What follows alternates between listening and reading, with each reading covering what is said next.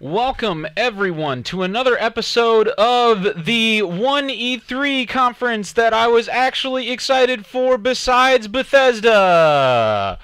We're finally watching the Ubisoft press conference after the very painful and not interesting to me personally at all conference for Square Enix, where they didn't announce anything that I really care shit about. Like, I was waiting for Deus Ex. I was like, yo, Deus Ex, that would be sick.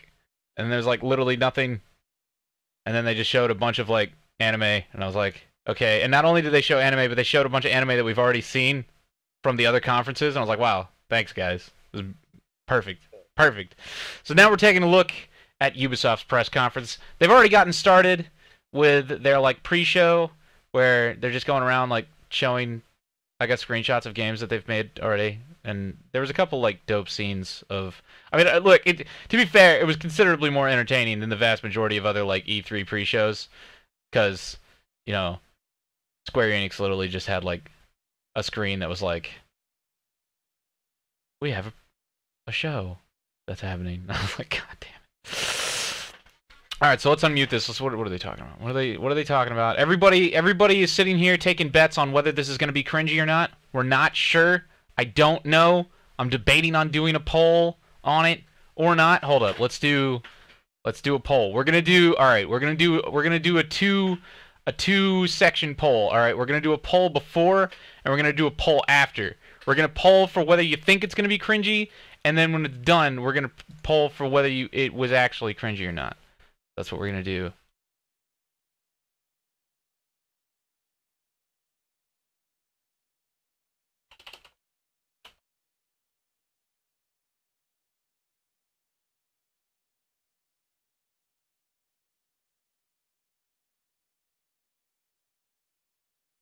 All right, here we go.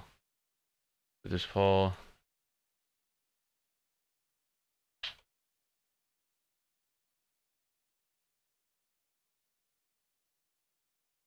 All right, so we've got our votes up right now.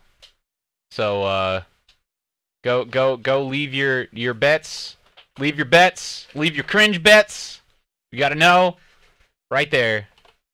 I know there's no audio. I will give you audio. Give me a second. You got to do this first. Go here, and we got to keep the bets on whether it's going to be cringy or not, and then we'll take a poll afterwards, and you can see if you were right. All right, here we go. You ready? I'm unmuting. The assessment officially begins right now. Leaderboard on a regular basis to see who those lucky 10 people are. And indeed, round one was game trivia. How well do you know Ubisoft? How well do you know video games? And not a good start. Let's check in how these guys are doing. Excuse me.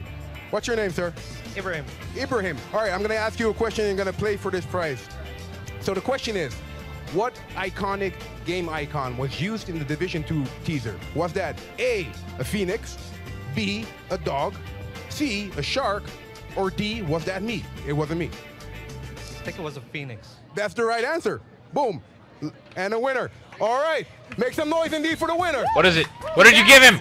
So indeed, what is that? What is that? Show me what that was. Other than that, round well, two. You didn't even show the Epic prize. Dance off with featuring new content swag from Just Dance, and to conclude the finale, will be Just Dance. I keep forgetting that Just Dance is a thing. From Blue Mammoth Studio, the most recent studio to join. Every time I used to go to like E3, they were like, "You should do Just Dance," and I was like, "Stop! Stop trying to make me do that, please!" Some pirate stories. Yes, it's okay if you do it. It's okay, but stop trying to make me. Do you have any idea what would happen if people caught me on camera doing Just Dance? My career would be over. And they were just like, "You should play it." No, no. We're feeling great. Right on. Right on, right? So, Carl and Marlo and Carl, great names by the way. You guys sound like a pirate duo. It's awesome. Is this Skull and Bones? It's a big show, but we're not going to spoil anything. But what have you got for us today? Yes, you're right. I should do a Project Reality mod for Just Dance. Just Dance Project Reality. You guys are awesome. It's 3:30 a.m. back in Singapore, but the guys are there. That's the dedication they're showing. So Troopers. We love you guys. Thanks a lot for the good work. Hi, Singapore. Very nice. Now, so you guys did bring something that you wanted to share with us as well, with all the people here. What are we about to see? So actually, some of our team members are descendants of real-life pirates in the Indian Ocean, and we'll get to hear their stories today. Oh, I want to do just that. How about now? You good with now? Now's good. Let's do it. All right. Wait. They said let's do it. Hello, what are we doing? I'm Oh, Paul okay. Fu, lead narrative designer of Skull and Bones, the pirate game that we are developing right here in Ubisoft Singapore. I'm gonna be honest. I don't like. Centuries ago, the Portuguese, Dutch, I don't really and care about this English game. have fought for control. Do we care over about the this area game? around Yeah. Singapore Oh wait. Yeah. and Okay. the Hold up. Indian Let's see here. Ocean. As Stropole. such, the history of the region is rich in seafaring and piracy. Many of our developers come from Because like families Sea who of live Thieves here is for out now, generations. and even though Sea of So Thieves this has like history no is an content, important part of the it still like isn't this. Let's meet some of them and hear their pirate stories that up, connect their let me- personal histories to the world of Skull and Bones. We're gonna make another poll. Working on Skull and Bones, I get to learn about the history of my country. I'm from Mauritius, an island Do located we in the care Indian Ocean, about near Madagascar, Skull Seychelles, and Réunion. Bones, the Mauritius pirate was highly game? desired due to its prime location as a stopover for trade routes. In the Yes. 1700s, Mauritius No. was well known to be a hub for piracy. Growing up in Mauritius, my grandparents would tell me All right, there we stories go. There's about another one. very famous pirates Go vote on that such one. as Edward England and Labuse. So Edward England was famous Go. for the Battle of Go Joanna vote. Island, but he was considered too lenient by his crew and was See what we got. ultimately marooned on the island of Mauritius. Eventually, he managed to steal a ship and flee to the island of Madagascar. All right, getting a pretty big no vote right out the gate. Bones made me more interested in the boogies and my We'll check back in on that. Looks like it's kind The of most half and half potentially. interesting Pirates closest to Singapore are the boogies. They were mostly sailors and traders. Just because they do not have a license, they were deemed as pirates. Poll for My Just Dance? great-grandfather Bitch, I ain't gonna is poll for Bugis. Just Dance. Travel Kill with yourself. royal family. No. He passed down I the have craze to a my fucking grandfather limit. and to me. So he would have the craze tucked under his belt for close quarter combat. He would soak the blade in poison, and the edge of the craze is chipped. So I guess it's been well used.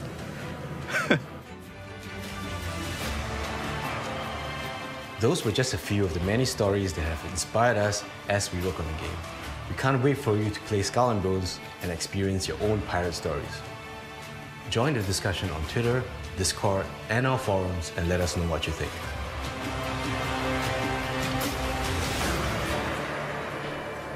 Bitch, I am not polling for Just Dance. Kill From sea to yourself. space, pirates to junkies. Let's talk a little VR. Producer Adrian Lacey, all the way Oh shit, from I accidentally Ubisoft paused it. Montpellier. We're keeping it global. We're talking space junkies. Yeah, what's up, Adrian? How you doing? Very well. It's exciting. Look at all these I people playing the know. game. It's awesome, isn't it? I You guys love doing it. all right? It's actually not awesome. Fuck you. Wait, what's Space You Junkies? doing all right? I need to look up There we Space go. I'm Junkies. very well. So Space Adrian, tell us a little bit about Junkies. Space Junkies. What's that all about? Space What is Junkies. this? It's a I don't VR remember shooter. this. So it's a jetpack Oh, God fueled damn it. shooter in microgravity, where you duck, dodge, weave, move, and groove through deadly orbital arenas.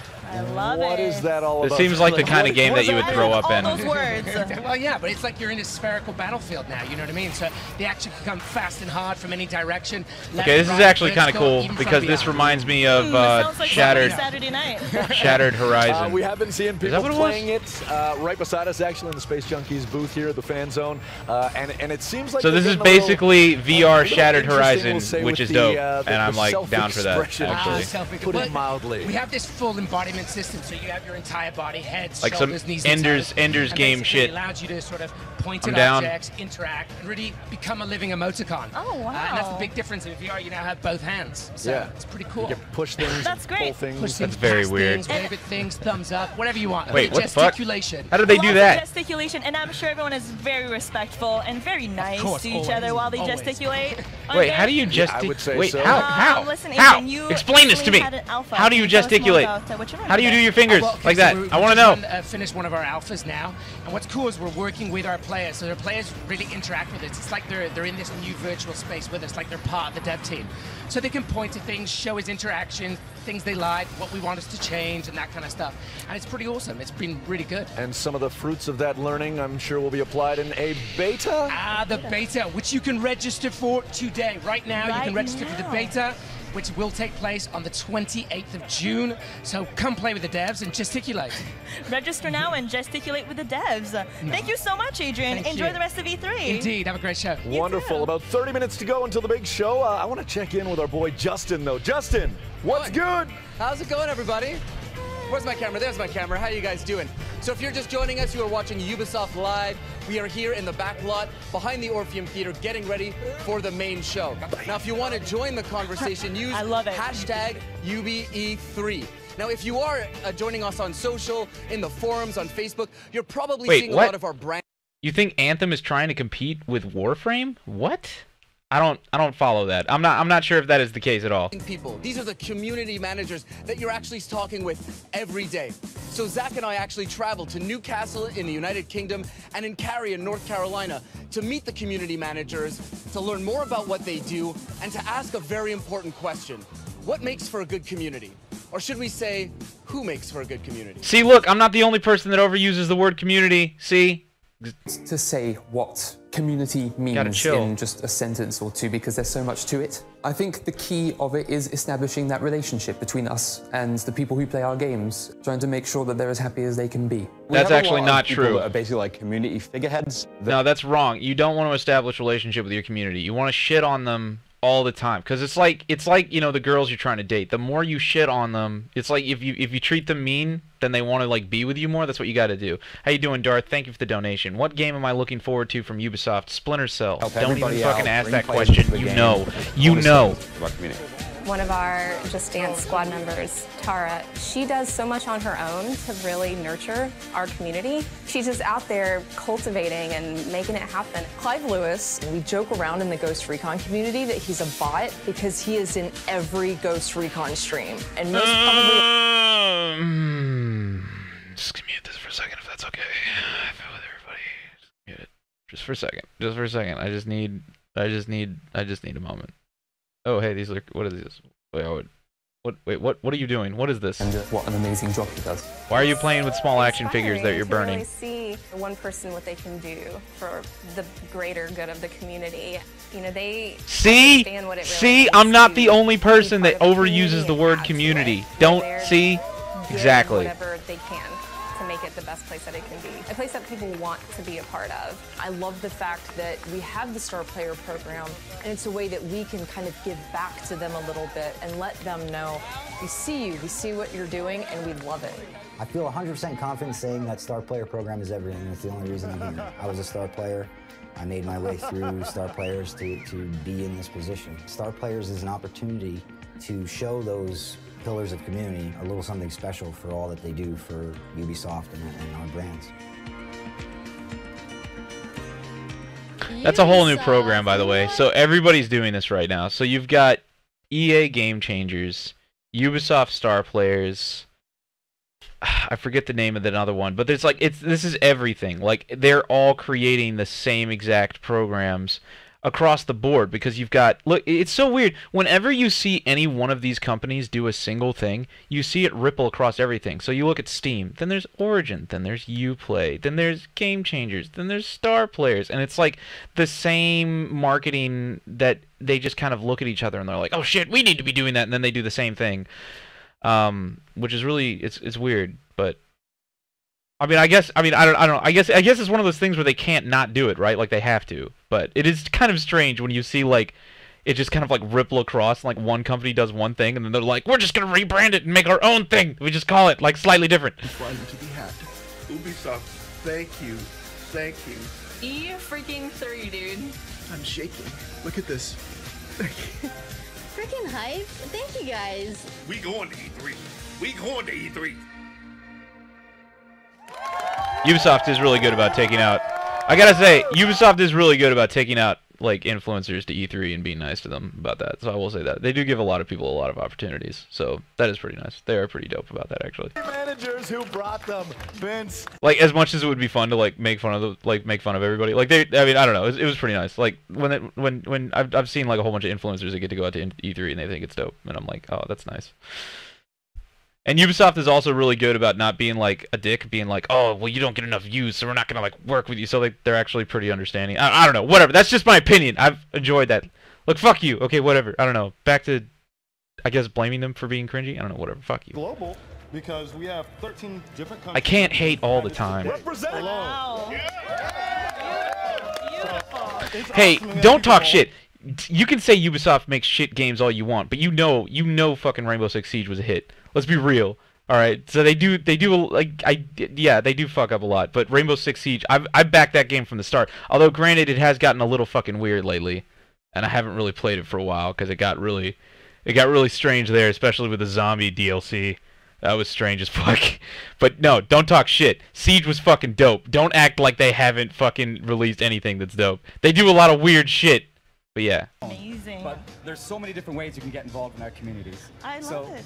Basically, what we're looking for are people who are dedicated to making our communities, Ubisoft communities, the place that is the most welcoming, most supportive, and just most fun place to play video games. And each and every single one of these people around me in orange t-shirts, they make Ubisoft communities a better place, and that's why they're star players. Yeah! If I may say, I mean, it's obviously this is a very special moment. It's awesome to have all of you. This is a prediction that I have, by the way. I predict that eventually the next phase of this is eventually. This is like a doomsday prediction, but I think the next phase of this is the star players and the Game Changers program are going to like elevate into like a MCN style program, like Machinima or like Polaris or something like that, and it's going to get to the point where unless you are in Game Changers and unless you are in like star players or whatever, I don't know, what all the programs are, it's going to get to the point where you won't be able to cover the games. Like you won't, because right now the only reason that we're allowed to cover the games is because free promotion, right? The company's like, oh, we just let it happen. But if they wanted to, they could copy strike. God damn it! Why does there sticks in your head? I can't stop saying copy strike now. If they wanted to, they could copyright strike you to fucking hell if they wanted to. And I personally think that eventually what's going to happen is the star players in the Game Changers program are going to be the only way that you can get a license in order to cover the game on your channel. That is my prediction. That is my prediction.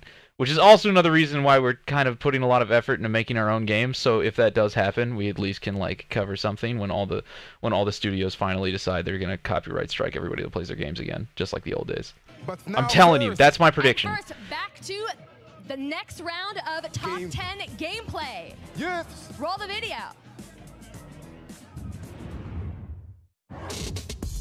Number 6. Macy J with the long shot from downtown. I got it! I got it! I've been trying that forever! I have not played. Spawn peak counter all the way down to Skylight, baby. Wait, what happened? Skylight spawn peak counter. I've been Wait, what trying happened? That for weeks, chat. For weeks. What happened? Let me just show you where I'm shooting. For those that don't understand what just happened. Yeah, I don't understand what just like me. Those are my bullet holes right there. Oh no. Where's this Cav? It has to be Cav. He plays Cav every time, right? Watch this, watch this. Boom! Oh my god. He's dead. What a piece of shit! Wall hacks! No, I'm just kidding. Natalie Always 21 is one unstoppable peacekeeper.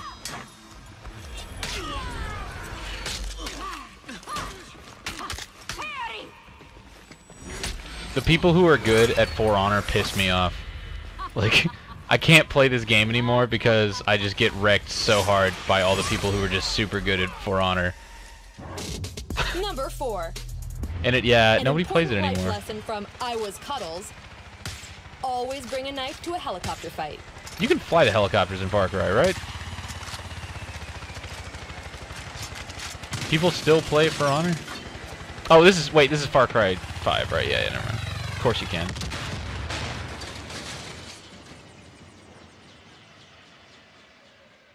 Yeah, did you guys like the Far Cry 5?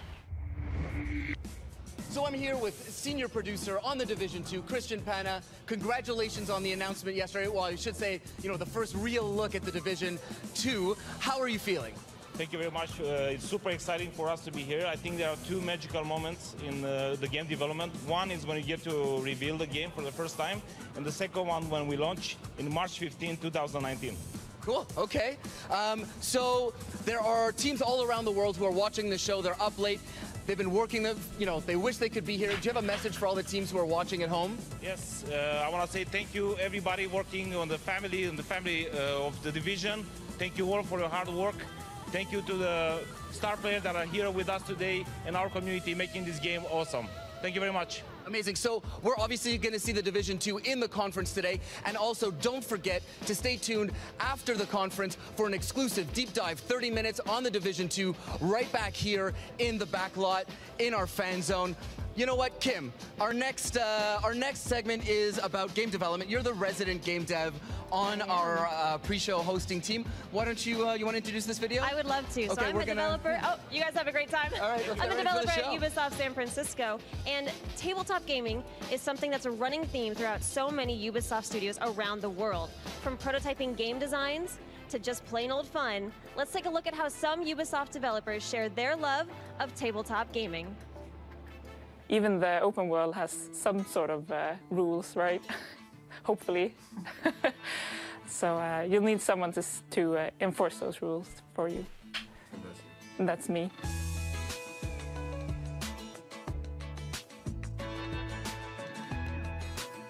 I've been playing board games since I was very young, and it was actually board games that got me into game design, which then brought me to programming. I remember I was playing with my sister and my parents to board games, even when I was a child. So I suppose I played all my life. I run 2 games of Dungeons & Dragons. One is Planescape. Wait, so we're talking about Dungeons & Dragons right now? Why are we talking about Dungeons & Dragons? I poured a lot of time into this.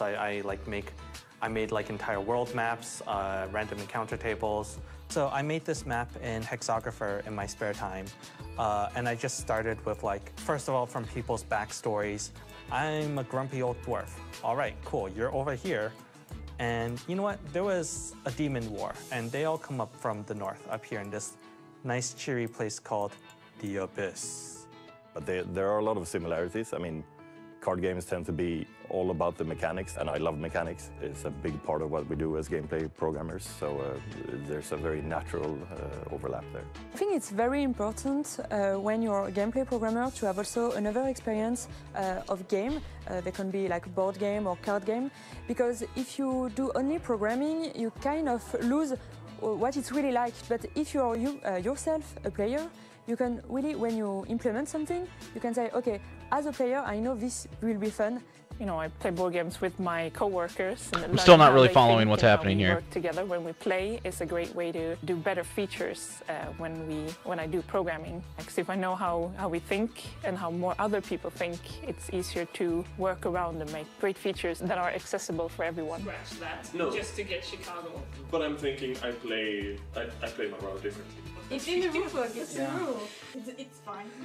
Features like, for example, crafting, resource management, how can they play out? They can be prototyped through paper prototyping and board game mechanics, and then translate very easily into a video game setting and a UI. I'm currently doing a lot of prototyping, a lot of discovery, and we don't have anything set in code yet, but we have a ton of ideas. Let's bust out the index cards and my collection of figurines and all of my dice and create sort of like board game representations of the experiences we want to create.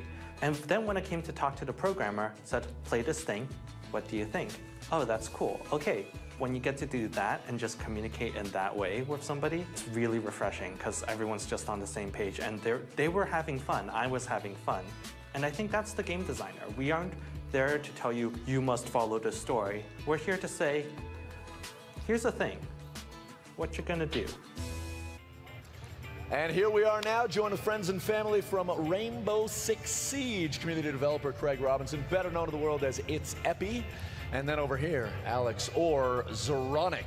And I think we're gonna go with the fact that you are you were part of the Ubisoft star player family. You still are. Last year you were here, smiling, shining. You are a former pro player with Rainbow Six. You are an analyst. And obviously that beard is a thing of beauty as well. Anything I missed? No, thank you. I think that's spot on, yeah. Cheers. Feeling good? good. Now, your involvement with Rainbow Six has obviously been for a while, but things done changed, I'm going to say about 5 months ago or so with the Six Invitational. Why don't you tell us a little bit about that?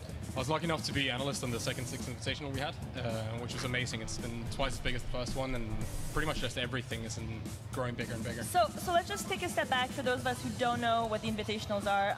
Craig, can you tell us a little more about what the Pro League Finals are exactly? Absolutely. So every 6 months we have an event where we bring the best teams in the world to one city for a LAN final, and they kind of duke it out over the course of a weekend to figure out who the best team in the world really is. Okay, so a couple weeks ago it was Atlantic City for the Season 7 finals, and I want to take a look at the grand finale. And we had Penta Sports, and we had Team Liquid, and we had a bit of a rough start in match 1. Let's check this out. Map 1, excuse me.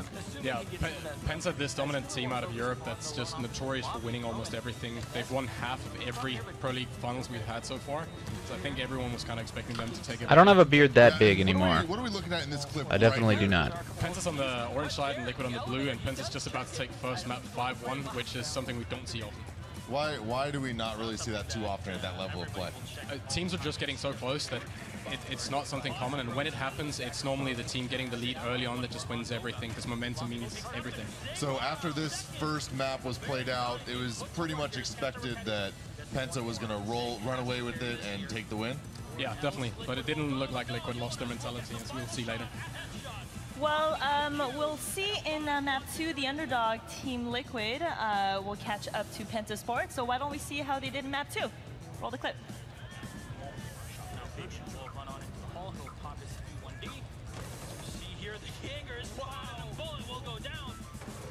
First kill, Goga going in for the quick plant on the thermite. Jonas holding off for any of the rotations, and will this go down? Yes, it will. Sexy Cake though will drop 1, 2, 1 though. A flurry for Liquid as Goga gets 1. I would say that I'm not really interested in watching Rainbow Six Siege footage, but I also understand that they kind of have to show something, and they can't show the stuff they're going to announce, obviously, or even really talk about it. So I guess I understand that this is all just filler, I guess. But there is only 13 minutes left.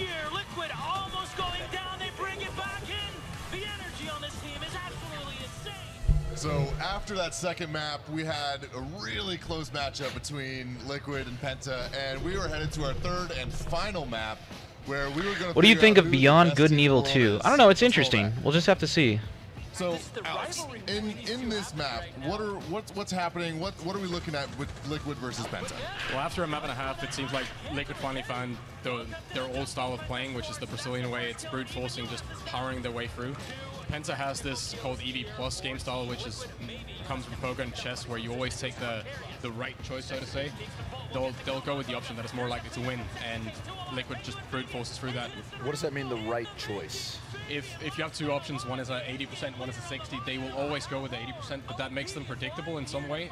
You're playing up against a harder, I guess a harder strat if you choose to brute force through that, but they made it work. So what Team Liquid was doing was leaving certain avenues of approach open and vulnerable on purpose. Yeah, they were basically baiting them into taking these choices. Right? Absolutely, and Team Liquid won the. I want to see how much money these guys make if they win. For these players, but also the Latin American community. I think, as you can see on screen, it means about the world to them. Sick, letting a little cheer go there, and it's not just for the Brazilian community or the Latin America. It's for everyone in Siege. It was huge.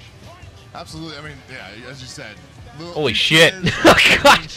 Man, I could not do that, dude. I could not care about Siege that much. Like, I'm not saying that it's impossible. Like, I'm not saying that I like am physically incapable. It's just like I wouldn't. I would never, because like imagine if you lost. Imagine how much of their life must be riding on like winning a video game. That's terrifying. That is terrifying. I would never put myself in that position. I would never put myself in a position where I care that much about winning or losing a game. That's brutal. That would destroy. That would destroy it for me. Like mid-round, and the way strats are built is gonna change in the favor of the dynamic teams as well. And I think it's really going to be, it's a really exciting time for the Siege dev team because, as our game director said, it's going to put the creativity back in the players' hands. That's awesome, guys. Well, thank you so much, gentlemen. Enjoy the rest of E3. I know you have a lot going on. And so I think we got some gameplay. More gameplay. And you know what? We might just see a little bit more Rainbow Six Siege. Roll the top 3. I really want to see. Number 3. Oh, thanks, Will Smith. Thank you. Get down! I have no clue where you are. Get down! Get down again! Arnold Schwarzenegger impersonations. The gasoline is just like the name come on! For that Twitch account. Go! So you should go See, there we go. Our number 2 clip proves that gold is gold, no matter what. I have not played Steep at all, once.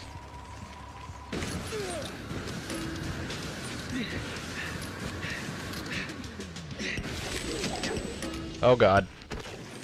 That looks painful. Oh, does he still win it somehow? Oh! Oh! Oh my god. Number 1. To see why this is our top clip, keep an eye on the clock and ammunition's health.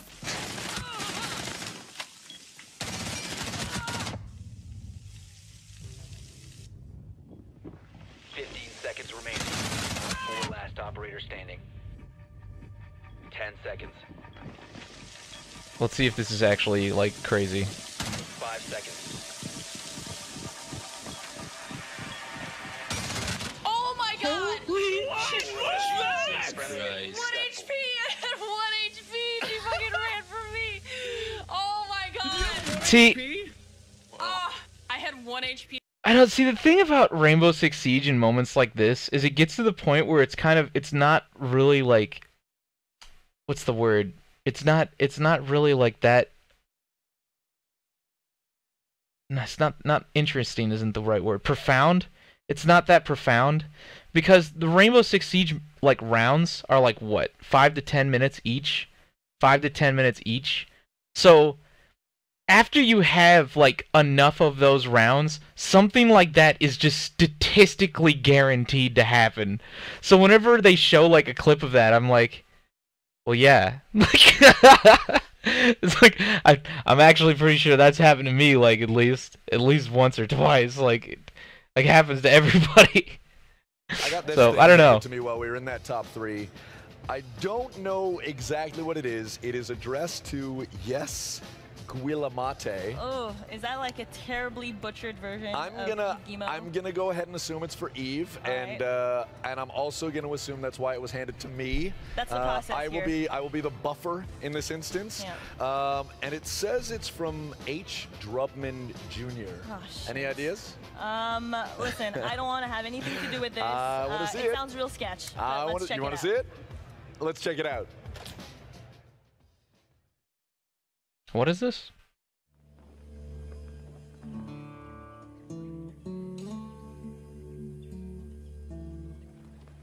Hey there, amigos. Yep, that's right. It's me, your boy, Herc. I just want to take a minute to speak directly to you, Ubisoft. Especially you, Mr. E.S. Guillemate. Pretty sure I pronounced that right. Listen, I've been hearing non-stop about this dang old Discovery tour, and it got me thinking, man, Hope County needs to get in on this action. You hear me? Come on, man, let me show you around. I've been doing all kinds of corporate research, and I'm telling you, Hope County is the place to discover. I mean, look at all the stuff we got. Historical figures, we got them. Sports is culture. We got fine athletes in Hope County.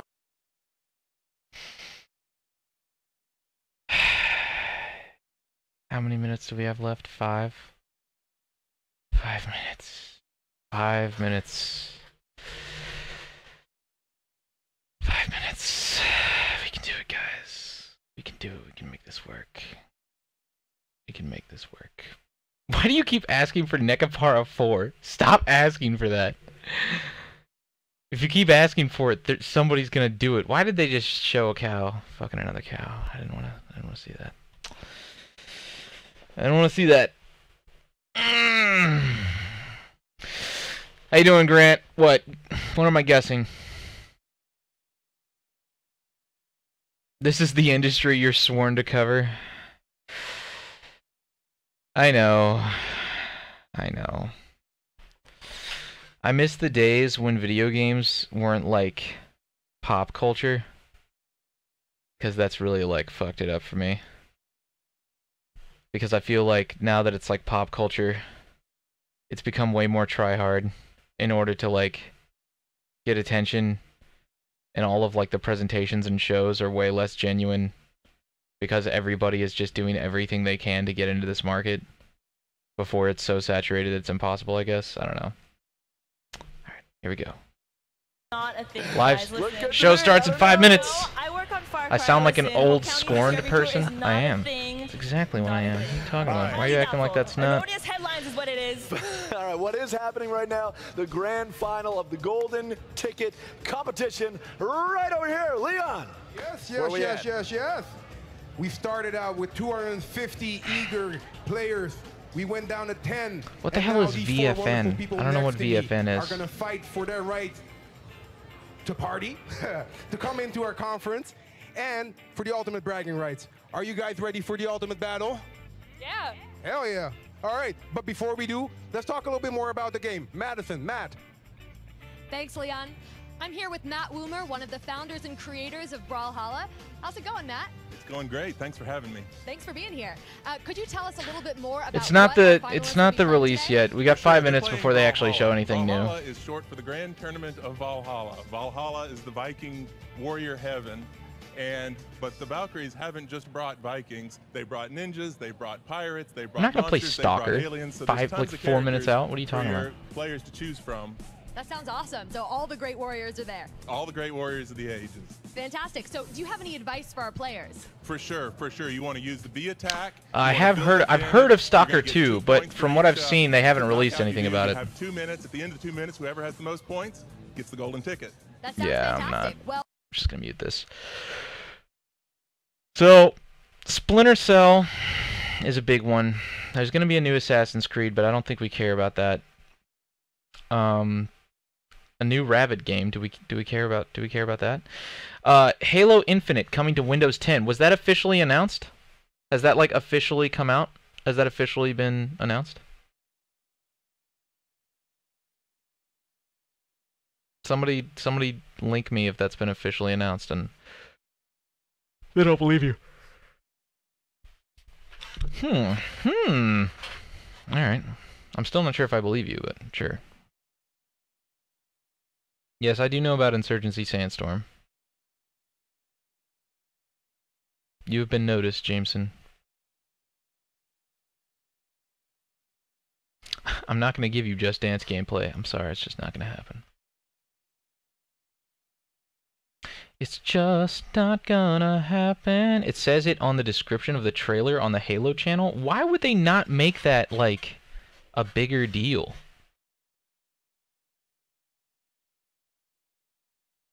You'd think they would have announced that at the conference. I think they would have been like, and for the first time in X years, we are going to have it be on dramatic pause, PC, and everybody would be like, oh my god, holy shit. That would have been great. Do you think pre-shows actually help watch time? Like, do you think that the fact that they're having a pre-show, like, actually has more people watching it? Because I'm wondering if that is even the case. Like, sometimes I literally wonder, like, if they just didn't do any of this, if there would be, like, any more or less people watching. I have like a potential thought that it maybe doesn't matter. Although, I guess that's not really the point, is it? Because they're also, like, they're, like, advertising products. So they're, like, trying to... I guess that's probably what it is. Like, this game, like this... I've never seen this game before. But they're probably trying to get, like... Yeah, that's what it is. That makes way more sense, of course. So they don't care. They're just trying to get, I guess, watch time to some of their lesser-known products. Alright, here we go. 55 seconds. They're both top characters. are at deep, deep red. They're going in hard. Just decide a winner. Anything happens. Anything can go. We have to pick. Check my Discord. And the winner is. All right. All right. Here you go. Golden ticket. Ultimate Gaming backpack. Let's Okay, go. check it out. Let's go. Hold up. Let's see here. Hold on. What does this say? Oh yeah, Halo, Xbox One and Windows 10 exclusive. Halo is on PC this year. We're here! That's amazing. I'm excited about that. All the teams, all the people here in the fan zone, in the theater. Show's about to begin. Hashtag UBE3. Lots of love from. All right, here we go. Finally, 10 seconds. 8, 7, 6, 5, 4, 3. Wrap it up. Wrap it up. Wrap it up. There we go. All right, here we go. Are you guys ready? Are you guys ready? Are you ready? Here we go. God damn it.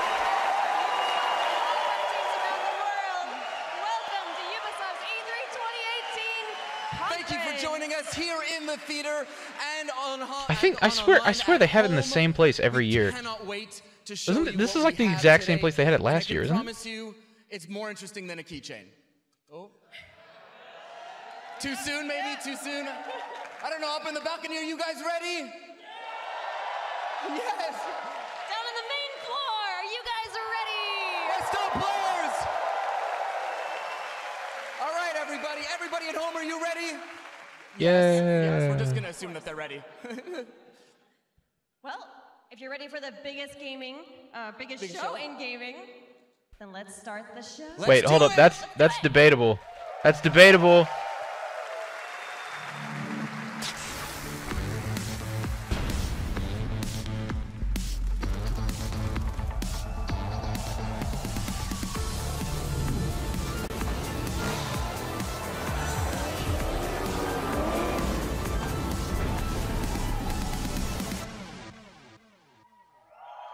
Yeah. Alright, look, hey, we'll figure out if it's cringe afterwards, right? Because we're gonna do a vote after this to confirm whether or not the show was cringe. And then we can, like, compare data maybe every year to see. Oh, no.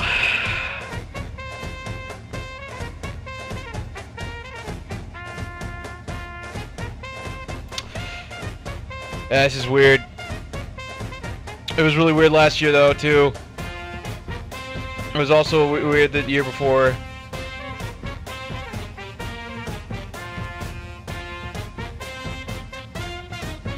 Something about the French, man. It's just, it's because the French. It's gotta be.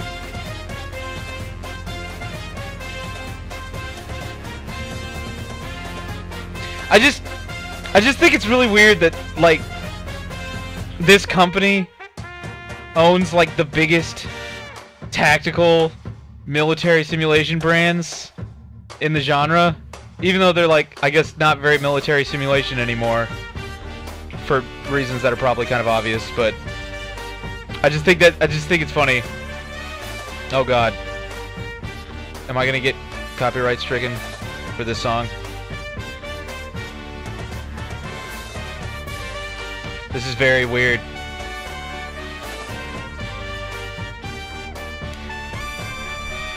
It's just weird because like it's not even a small genre. It's like the majority of their games are like violent tactical video games. And then there's like Assassin's Creed, Ghost Recon, and Rainbow Six Siege.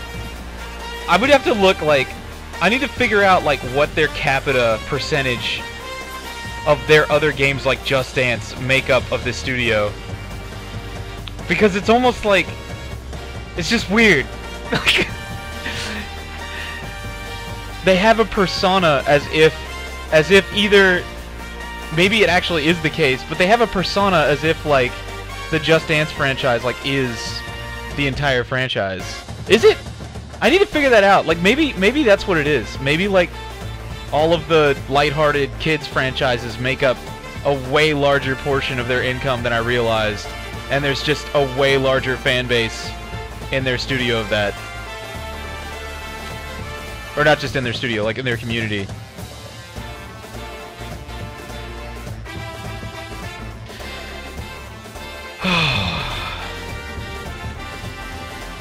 I'm just happy I'm watching this from the safety of my home.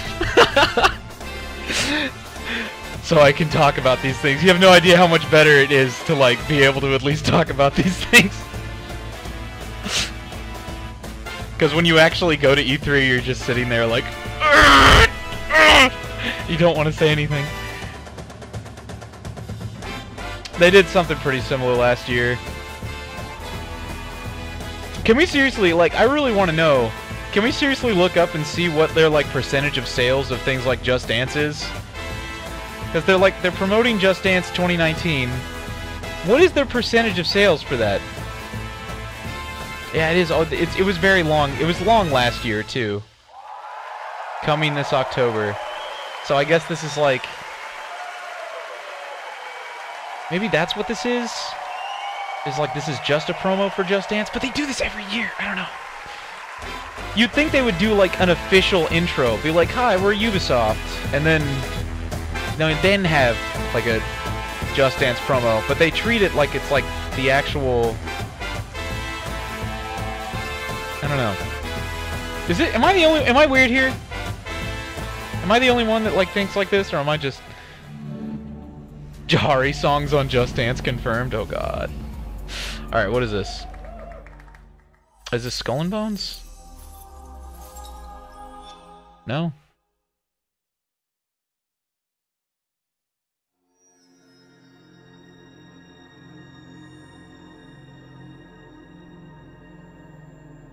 Ooh, this is pretty. What is this?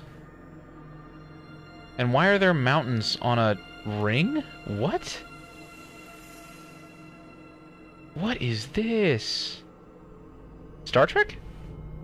Star Trek. Has to be. Don't say it's Halo. Oh, not Star Trek. Definitely not. Definitely not Star Trek. Oh. Oh, this is Beyond Good and Evil. After eating your miraculous space chili. Well, I have no idea what you mean. Our food is healthy and invigorating. Captain to crew, dead monkey in the crow's nest. I repeat, monkey down. El Space Chili strikes again. I have nothing. I have no idea about this entire franchise, but every single time I see a trailer for it, I'm like, Jesus Christ, what is this? This looks dope as fuck. But I don't know if the gameplay and like the universe, like what was the I thought the Beyond Good and Evil, like I thought the first one was like more of like a kids game, but all of this stuff looks like dope as shit.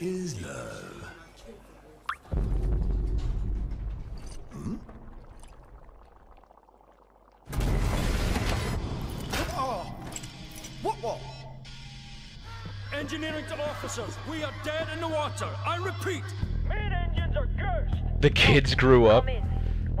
I mean, is that what this is? Is that like Beyond Good and Evil 2 is like dope now because everybody that plays it is like 10 years older?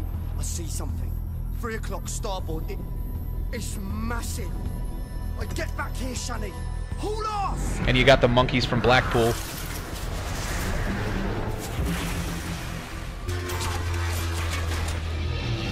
I mean, the game looks dope. It looks like something like from the Star Fox universe, but like given like a dope-ass overhaul. Like a fucking Dark Horse Comics were to get their hands on it or something.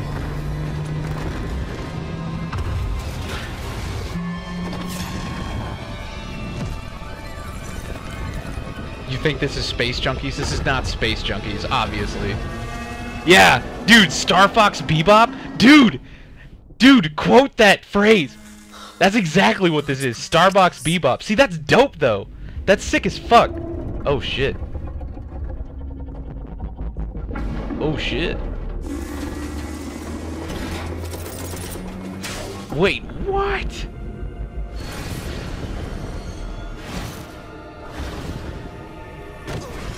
See, every time I see a trailer for this game, I'm like, what the fuck? That's sick. What do you mean you're surprised that I mentioned Dark Horse Comics? Do you think I'm some pleb? See, I don't really care what medium it is, but I'm just into really dark, gritty shit. Like, I just like that. Yeah, that looks sick. That looks sick as fuck. That looks super dope. Like, I'm about that life. Thank you. Hi. Thank you. Hello, I'm Gabrielle Schrager, narrative director. And I'm Guillaume Brunier, senior producer. We are so happy to be back this year to share our progress on our space opera, Beyond Good and Evil 2, a game full of wonder, emotion, danger, and high-stakes drama. Last year, you all saw the enigmatic green-eyed Captain Dakini. I'm like actually interested in this now. On a quest Blue Drake, are you a feminist? And the mystery behind a Look, deep man. space artifact known as Moksha. Are you assuming my gender? But Dakini has since gone missing. Shani is now captain of the Gada, and she's leading a crew into the deep. I would answer you, but I'm too. I'll answer you after this because I'm like actually interested in this right now. With their nemesis. Fans will have recognized a ferocious young Jade.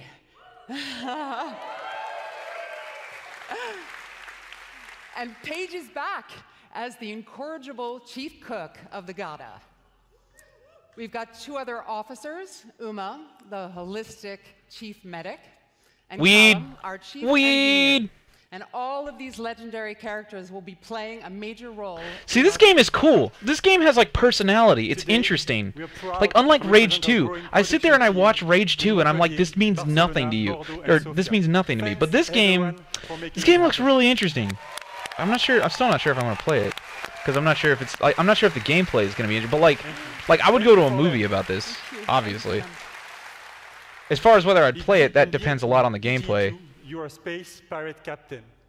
Blue Drake seems like he'd be a classical feminist. See, look, I don't want to talk about that right now, but TLDR, like, I think oh, hey, what's up? Oh, god damn it. No way BD is a goddamn feminist. Thank you for the donation, Uncle Sam. See, look, here's the thing. I'm not a feminist. I just don't, a lot of people think that I'm also like a big, like, pro, like a Meninist or whatever. Like, I'm not that either. Like, I don't care. I'm very in the middle. I'm the kind of guy where I'm like, look, it's like, why can't we all just be normal? Beautiful gardens and bustling shops. But it's also which I'm sure nowadays also gets just as much, because all the people on the extreme of both ends are like, well, see, you're the problem because you're apathetic. Like, fucking. Maybe it's just because of the way I act.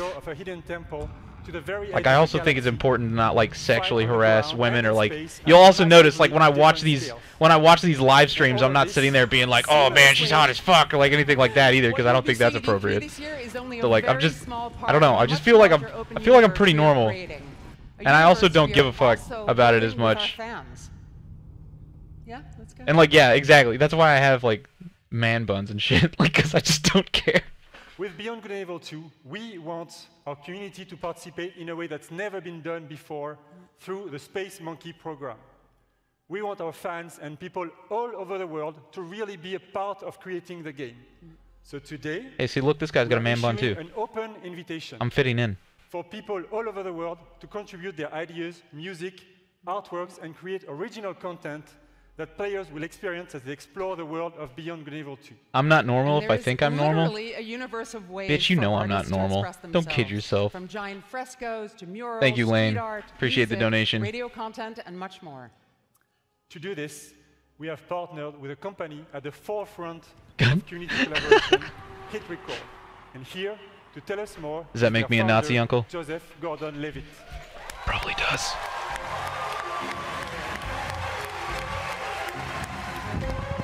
Wait, what? Gordon John Levitt or whatever? Or Joseph Gordon or fuck, what's his name? Thank you. Ubisoft is very in touch with Hollywood. I love this theater. Which sometimes makes me wonder if that's why they act the way that they act, because it gives them more access to Hollywood, because that's how Hollywood, like, that's what Hollywood prefers. Because I fucking love Gordon Levitt. All over the world work together on short films or music or art, all kinds of projects. This is the first time we're making stuff that's going to go into a video game. So it's a little bit different than other like creative platforms that you can find on the internet, because the point of Hit Record, it isn't just to post and promote. Hit Record is stuff that still you going make on? Your own. The point is to collaborate.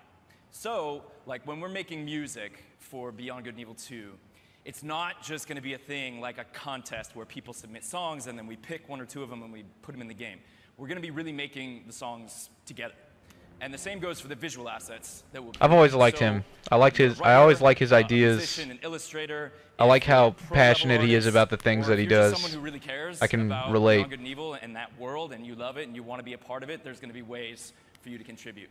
Our first creative challenges are live. As of like now, someone's at my office pushing the button, like very nervous. You guys are doing great. And yeah, so come to our site, check out the Beyond Good and Evil 2 page. He's still not really good at explaining what Hit Record is. Go do that shit. Thanks.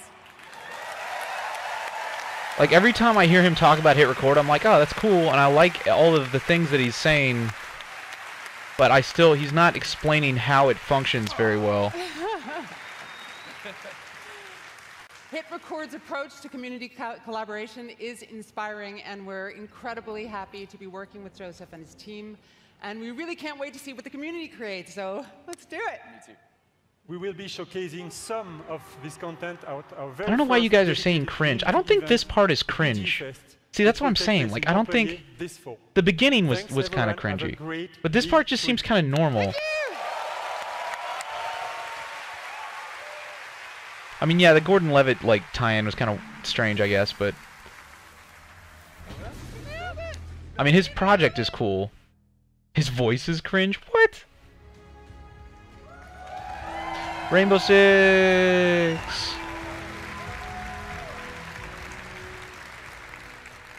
What's up, everyone? My name is Justin Kruger, community developer on Rainbow Six Siege, and I'm here today to talk about our community.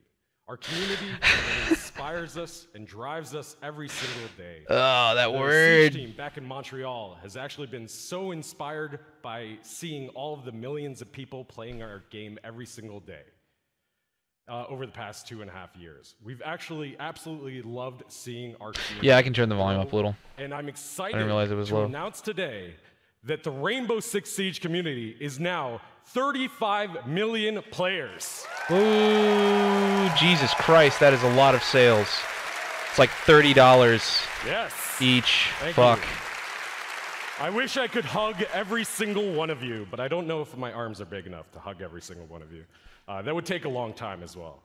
As you can see, as the community grows, so does the game. And as That you is can a see lot behind of me, people. Team Rainbow has recruited the Italian GIS operators, Maestro and Alibi. Actually, this image represents 10 seasons, 35 40 million? operators, What and the 19 fuck? maps. That is all. How the free fuck do in these game. games reach And those if you want levels? to get to know all of these guys a little bit better, you can play Operation Parabellum, which is playable right now. And if you want to see them in action at the top of their game, tune into the Rainbow Six Siege Pro League, kicking off on June 18th. They're not going to show anything new, are they? He's not saying anything new. They're not going to announce anything new for this. They're literally here just to talk about the community and like promote the esports That's scene. just one of the many ways to enjoy competitions for Rainbow Six. I like The literally sixth just got major is it. just around the corner and will be hosted in Paris this August. Our Pro League finals will then That's take us to disappointing. Brazil in November. Yeah, Brazil. And then the 6th Invitational will once again be the pinnacle of Rainbow Six, taking place in Montreal in February 2019. Yeah. So, whether you're a player or just a fan of esports, there really is no better time to get into Rainbow Six esports. And with the growth of the game, the community, and the esports teams, we wanted to take a moment to reflect on some of our most influential players. Today, I'm excited to unveil a sneak peek at an upcoming documentary that is focused on a few familiar faces who took their love for Siege to the next level. Oh no. Without further ado, here's the first look at Another Mindset. I didn't really want to see this stuff, but okay. That is like the greatest injury to ever happen to me, only because it brought Siege to me.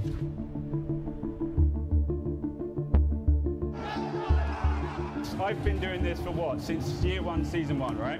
And I failed. How did they get a picture of him falling off the skateboard? So that's what we're gonna do.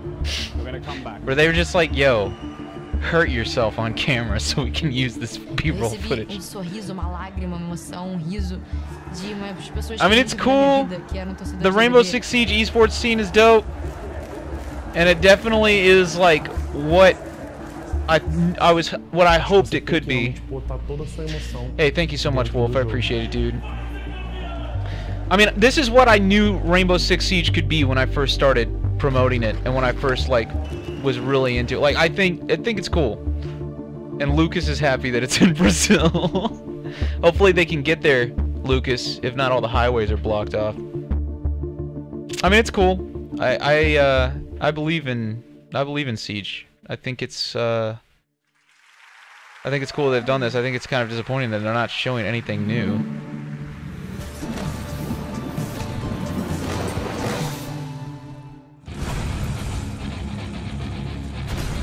That was disappointing. So nothing new on Siege. This had better not turn into one of those things. Oh, not this again.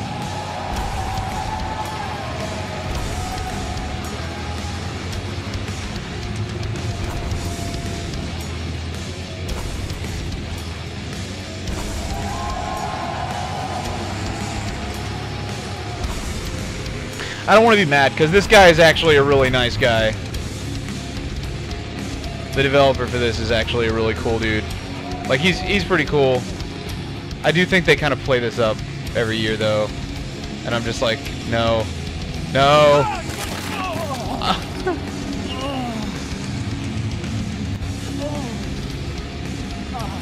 Please tell me that was intentional. I bet it was.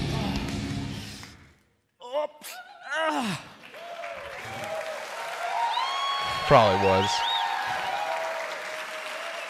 Trials is all about crashing with style and getting up again. Hello! I'm Antti Ilvassuo, Creative Director of Trials and also Prime Minister of Finland. Now I'm pleased to announce that Trials is back and it's bigger than ever.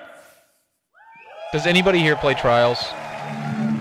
Does anybody here play Trials at all?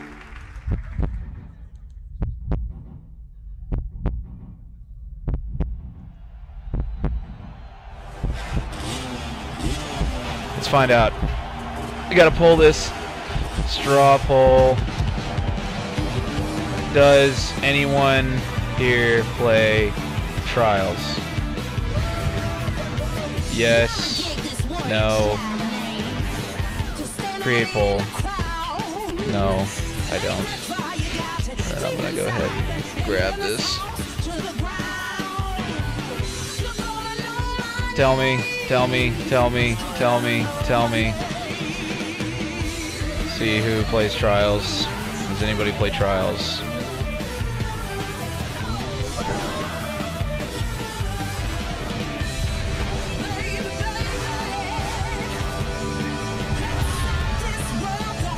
Yeah, that's about what I thought.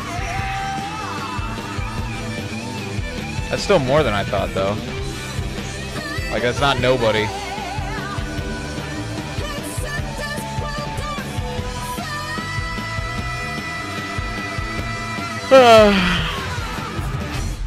Hold up, I keep like removing, I keep clicking out and then it brings up the little menu. Sorry about that.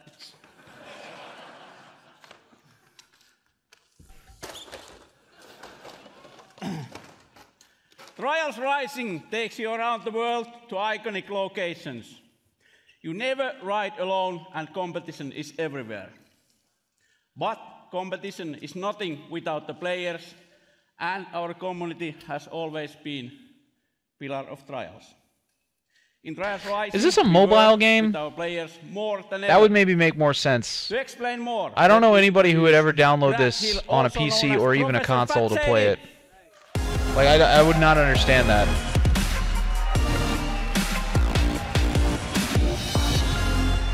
Iron Armada Esports, oh god. Yeah, I know Trials is already on mobile, but I'm talking about like the new ones that they're promoting. Like, is this going to be on mobile? See OTHD down the front. Man, we haven't learned anything. I became a fan of Trials because it's challenging, but so rewarding when you overcome something difficult. But I soon realized that a number of players struggled with the harder levels. So in 2013, I created the University of Trials, a YouTube channel dedicated to mastering Trials writing. Man, why didn't they have anything new for Rainbow Six Siege? Ubisoft star players, I want you guys to make some. They should have announced everything. They should have announced stuff. Like, I don't know what's going on. Why didn't they have anything for Rainbow Six Siege? All right. That's really disappointing to me. I was a star player, just like them. But I'm not swallowing the mic. Kill yourself. I'll move it away a little bit, though. There you go. To design and create all of the tutorial content within the game.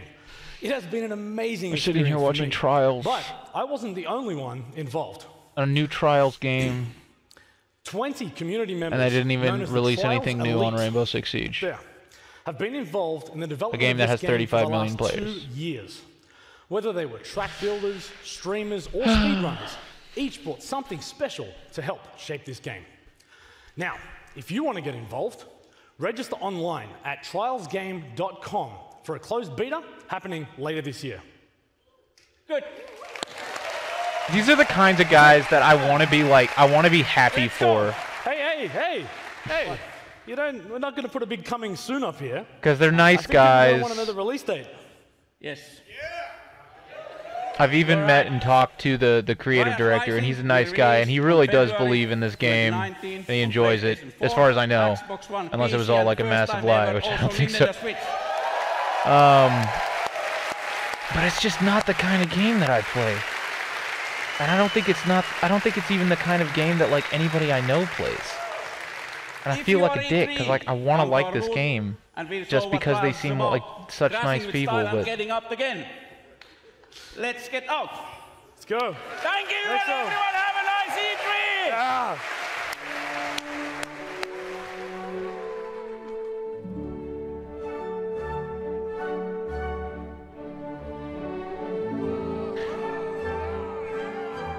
what would I make if I had Ubisoft resources? See, that's the question nowadays, because I think the thing is about game development now is that people think it takes way more money and time than it actually takes. Like, I actually learned that recently. And this is also, here, I'm gonna mute this. This is also why I think it's kind of dangerous. This is why I think early access is kind of dangerous, at least. Definitely early access for, like, AAA studios, like, especially studios like Sea of Thieves. Because indie developers, like, most indie developers aren't in it as much to make money as they are just because they love their game. And they want to work on it. But, you see, here's the thing that I learned about big companies like Ubisoft and all of that stuff. Or even like Star Citizen, or other games. You've got a lot of people that go out there and they're like, oh man, you guys have so much money, why don't you use that money to make your game better? And then everybody assumes that because the game isn't any better, they're like, oh man, well I guess $100,000 doesn't go very far in game dev land. And here's the reality of the situation. You know why that their game isn't better? Because they don't have to spend any more money on it for you to buy it. So if they spend $10 million and they get $100 million worth of pre-orders or sales, and then they spend another $10 million but they only get $110 million of additional, like, they only get like $10 million of additional sales, they're not going to spend any of that money. All right, yeah, I'm unmuting. Because their goal isn't to use all of that money to make an amazing game. Their goal is to make as much money for spending as little money as possible, because that's your overhead. Infection and chaos spread. And I think that's the funny thing about, you know, if people are like, what if you had Ubisoft resources? I'd be like, well, I'd probably use more of them. But America is tearing itself apart. Is this the Division 2? Washington, D.C. is at the heart of this battle. Under constant threat from dangerous factions, civilians are trying to rebuild. In their survival lies the seed for the rebirth of society. I'm going to do a poll. Just look out in chat, but I'm not going to talk.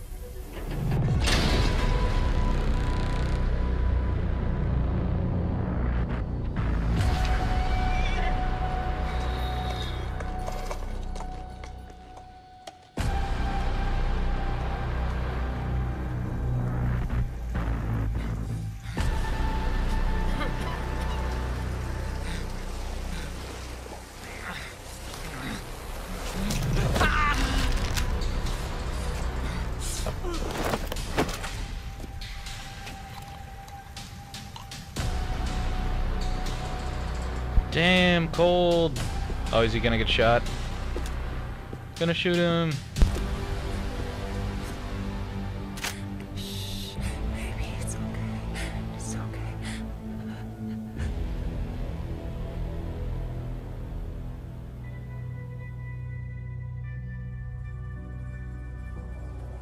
Did they even shoot him? I didn't hear a gunshot.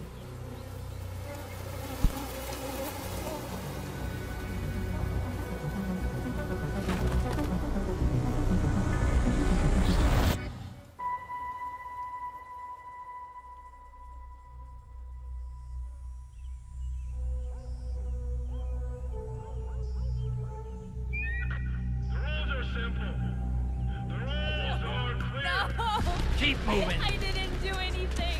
Some of you may believe the rules are unfair. That's too bad. Quiet, you! I said no more talking. The rules are not subject to negotiation. Shut up! Defy the rules, and there will be consequences. Let's go. Come on. Examples will be made. On your knees. Keep still. Oh, is she gonna live? Is she gonna die? Oh. Oh, she dead.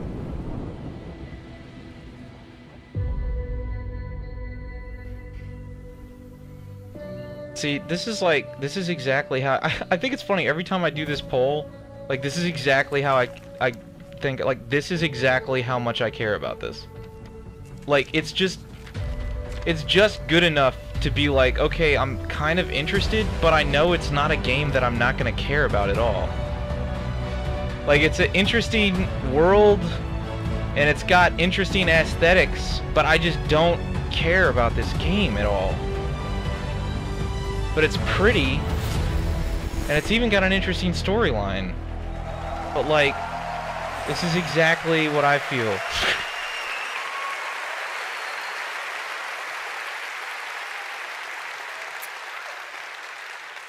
You are the last line of defense for those civilians and for the country. If you fail, history will be written by tyrants. If you succeed, history will remember the few brave heroes who fought to save a dying nation.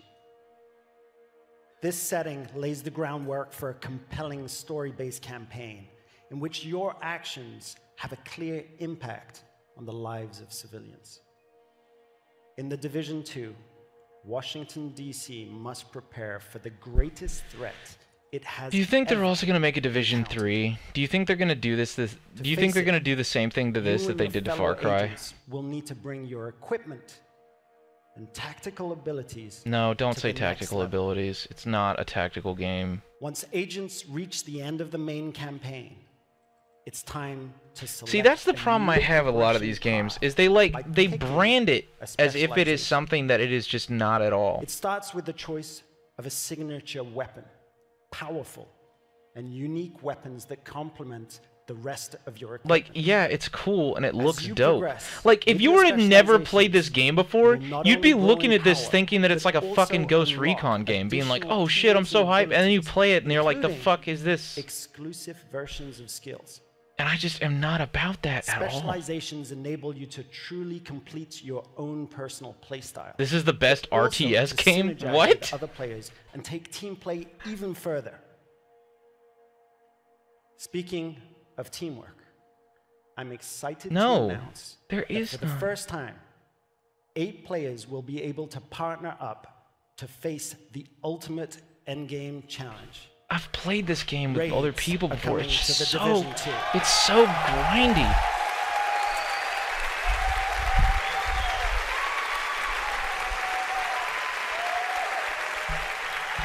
I don't know. I know it's preferential. We learned a lot. We learned a lot from working on the first game.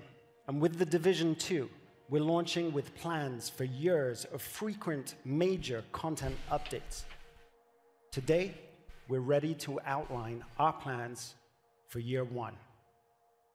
We will be I don't think they're going to do it. 3 DLCs no. in the form of episodes. No. Each one They've done a sequel. They're going to do the same thing to this that they did to Far Cry. I think that's what this is. I think they've seen the reception of this game, and they've noticed that the reception of this game is not as good as the reception of Rainbow Six Siege, and they've decided that they're going to. And I think once it hits a certain point, or like when the ratings drop to a certain point, that's when they decide to like sequel franchise it, like the same way they did Far Cry. And then what they do is they'll release a new one every 2 years. Where's my Division team? So you'll have Division 1, and then they'll say, oh, we're going to put out a bunch of DLC, making it seem like it's going to last forever, but it doesn't. And then you release another one 2 years later. Hold on, let's double check. When did the first Division release? I'm pretty sure it was 2 years ago, right? Right now, and they'll be playing right after the conference is done. Yeah. March 8th, 2016. That's what they're doing. It's franchised. Until then, remember. So they're going to do this 3 DLC in order to convince you that it's going to last forever, and it won't. And in 2 years, there's going to be a Division 3. That's my prediction. Thank you. It'll be a $60 game. It'll be super grindy. It'll be very similar to the last one. They're going to show pre-rendered gameplay. Would you say Wildlands was tactical? I would say Wildlands is more tactical than The Division, that's for sure. But I would say that Wildlands is like, in the same way that this is like a 60-40 hype, Wildlands, it was better than Division, but it was still like a what? It was like a 70, like maybe a 60-40 in the opposite direction hype. Like where it was 60% hype, whereas this one was 40% hype. Because I think they're going to do the same thing to Wildlands. I think Wildlands and this are going to become franchises because franchises still make money even if the product is subpar, because the margins are way higher, because you just re-release basically the same thing and you can spend way less development resources in order to create like new versions, just like with Far Cry. So you just replace all the art assets and you maybe add in 1 or 2 new mechanics, but the vast majority of the work, and especially a vast majority of the design, which also takes a lot of the work, is done. And then you just franchise it and release a new one every 2 years. Forever.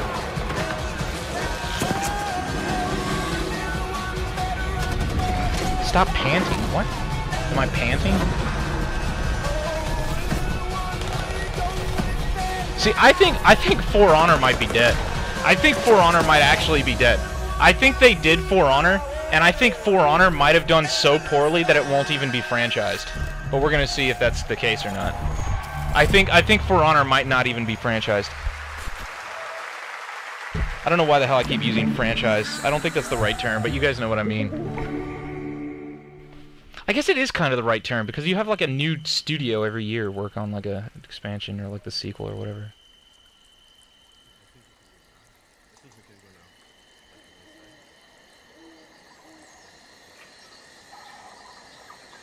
What is this?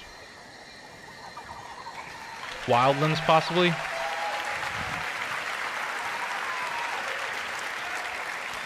I don't think there's going to be any Ghost Recon announcements. Hi.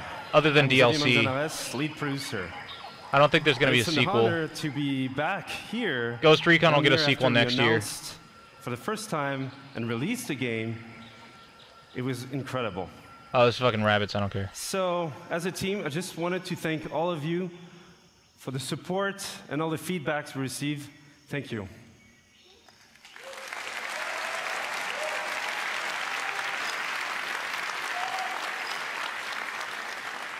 So we also started a year ago to work on a brand new adventure, and with a brand new hero as well, one that we cherish and we love, Donkey Kong. So for today, we wanted to celebrate the upcoming release of the Donkey Kong adventure, and what better with music? Oh no, are they going to do another live band? Oh god. No, no, no, no, no, no, no, no. So please enjoy. Thank you. Everybody say Karmakut's mad because he didn't think of doing this first. Although I don't even think you could do this, because then everybody would hate you, because if you did this on your channel, everybody would be like, what the fuck are you doing?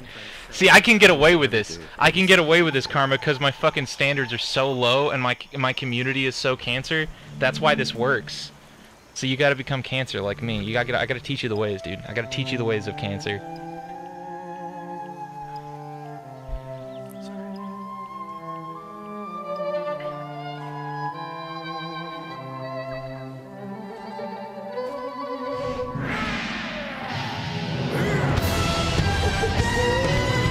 Should I mute this? Like, genuinely, should I mute this? Yeah, I'm muting. This is weird. This is weird as fuck. I'm not doing this. I'm not doing this. Stop. Stop, stop, stop. I'm not doing this. I'm not doing this. Okay. That's weird. That's weird. Ugh. I'm not even gonna do a poll on Rabbids because I'm pretty sure none of us like do any like. I would actually be interested to see if like even one of us actually owns this game or like even plays it. Does anybody have over 10 hours of Rabbids? Has anybody played more than 10 hours of Rabbids? Like, send me a screenshot if you have. Like, not just own it, because it might be one of those games that you got like from fucking Humble Bundle or God knows what, but 1,000 hours? Bullshit. Bullshit.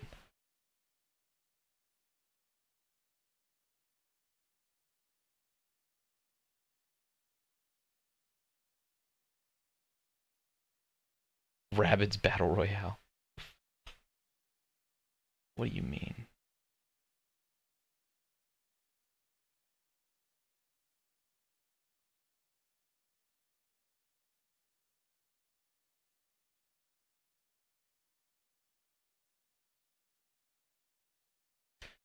Oh, I really hope this ends soon.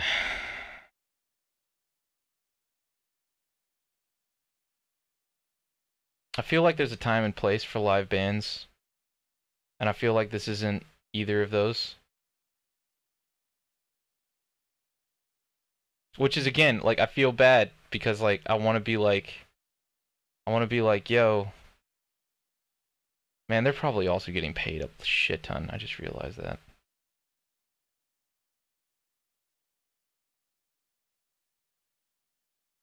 This is so weird. This is so strange. Why is he directing it too? It's like a normal band, but they have like I have a concert director.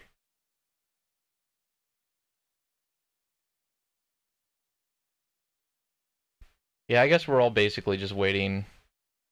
We're all basically just waiting for Splinter Cell.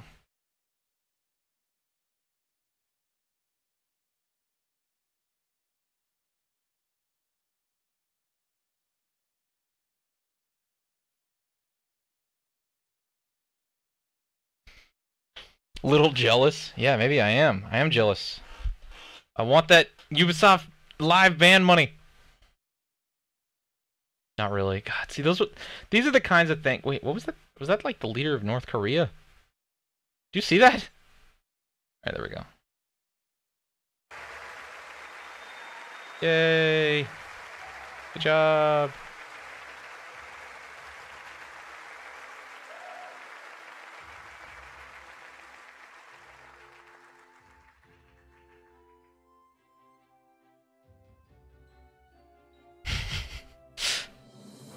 Thank you for the donation, Wolf. At least they tried.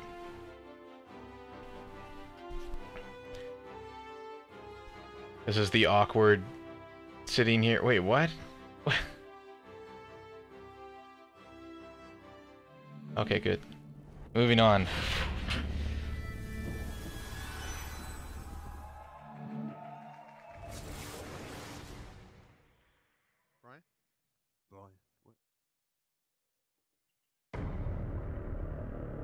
Piracy is dead? Is this Skull and Bones? It has to be. It was over. They're not gonna have two pirate games at the same time. Those who kneeled were now at the gates of hell. They were killing us off, burning our seas from See, this is shore dope. to shore. This is super cool. This is, again, one of those things where I would watch this if it was a movie. Thought there was no way the Empire could win this game. As fate would have it, the tide turned in our favor again. See, this looks dope. This should be a movie. The wind was at our backs, blowing us straight to heaven. Watch Master and Commander. Dude, you know what'd be sick? They should do a game like this, but they should do it in the same style as Detroit Become Human. That's what they should do. I would play the fuck out of that. Like Detroit Become Human, but like with pirates and shit. Look at all like the beautiful animation and everything too. Like that would be perfect. Wouldn't that be sick? No? Okay, well fuck you. Now it was our turn. Enemies became friends. Friends became enemies.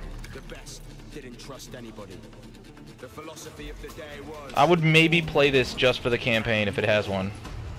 But the only thing I've played of this up to this point was just the like multiplayer, which was only ever so slightly decent. Well, we thought we were. See, that looks sick. Pirate become human? Yeah, there you go. Turn it up a bit. Damn, dude, it's up a wise already. Oh, wait, no, it's not. In a dog-eat-dog world, we were wolves.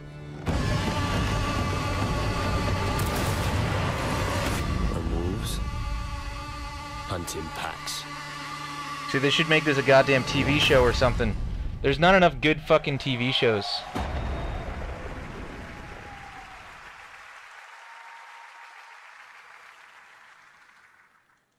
Of Skull and Bones, there are soulless empires.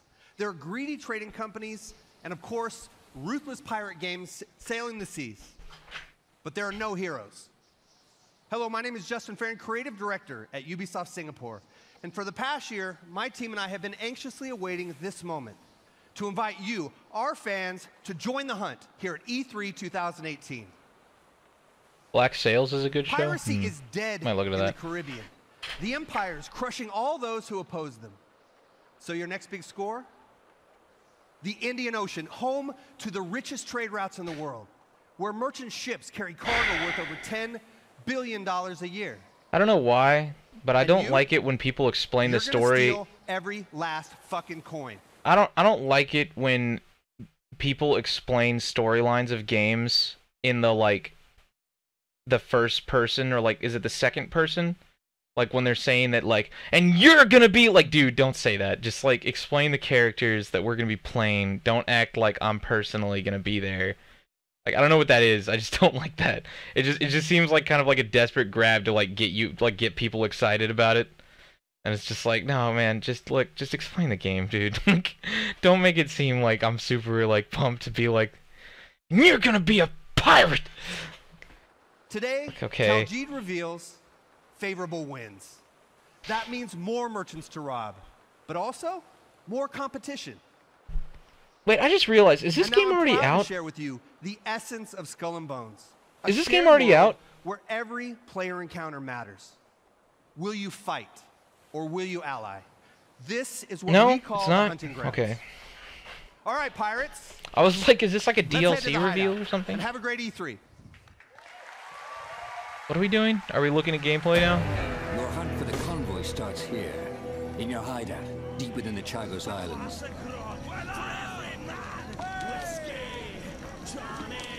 Is it like Assassin's Creed? This hidden pirate den provides everything you need for your next strike. Wait, can you like move around like in Assassin's Creed? Okay. You choose the Black Horn for the upcoming battle. The strong Well, winds will hold up. boost I its still speed, haven't seen that. giving its Is this battering like, ram is this a in game right now? devastating punch. Oh, it is. Okay. Crew and gear for the That's mission cool. ahead. That's considerably cooler. Demi cannons are I have slow-loaded, only played. deadly I have. short range. I have Rocket literally dart only lays played and the ship combat version of this. I have not played anything else. So the fact that you can actually, that it's more like Assassin's Creed is definitely more The winds are interesting. strong and the day is clear. That means more merchants to rob, but also more rival pirates out looking for a quick score. According to your intel, the convoy See, is no, sent look, I across knew the that it was. Portuguese I knew it was fort, just taking like the advantage of the strong black. I knew it winds. was just like Black Flag, but up until this point, everybody was saying it was just the ship combat version of Black Flag. Like they just took the ship combat. I didn't. Nobody knew that it was actually going to be a proper Black Flag Fortunately, deception is spiritual another tool in successor. the pirate's arsenal. Let's fool these blackguards. Disguised as a Portuguese merchant, you tried to creep past the fort. Captain, if we engage, they will see it through our guys.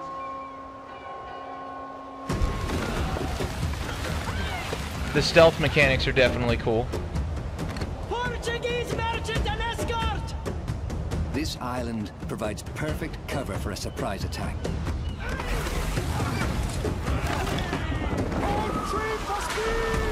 Plots the optimal course for an intercept. Rigging your sails for speed. You want to catch your victim off guard. Captain, there she is! The open world aspect of this is cool. Fire as she bangs!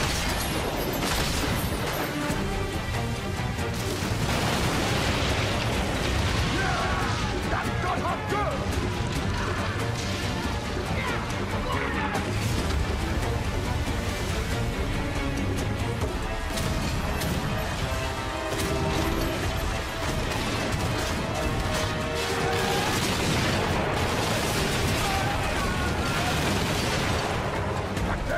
Ship's ready to be boarded.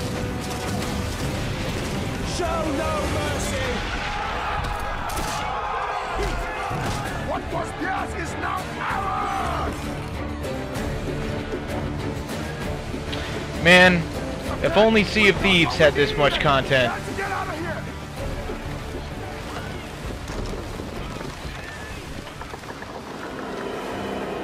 Sail! Warship sighted! Portuguese frigate ahoy! Your attack has alerted a powerful Portuguese warship. I like this. At the helm is a Commodore. Too tough to I like the handle on single your player own. aspect. I'm happy it's not just like a You can lose your multiplayer loot. game. This is pretty cool. You need help, and you need it fast. That one's with us! Other captains have answered your call. 4 against 1 should even the odds. Oh wait, is this multiplayer? Is this the where they show off Your side multiplayer? forms a tight Hopefully not. squadron, using Okay, a good. coordinated battle plan. The enemy strikes first. The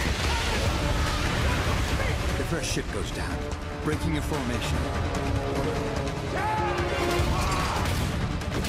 Yeah, this is pretty dope.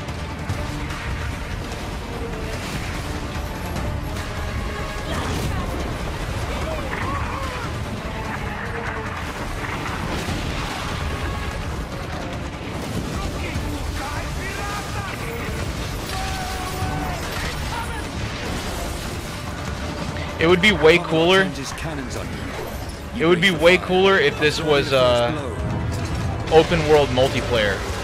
So like multiplayer in the same way that Fallout's gonna be multiplayer. So instead of being like matches, you actually have other players that you can have encounters with. I guess like Sea of Thieves multiplayer too. That would be way cooler. It can fire its cannons without limits. The Jaeger slips into position with its powerful cannon. Its special ability delivers 8 shots in a single blast, increasing the odds for a critical hit.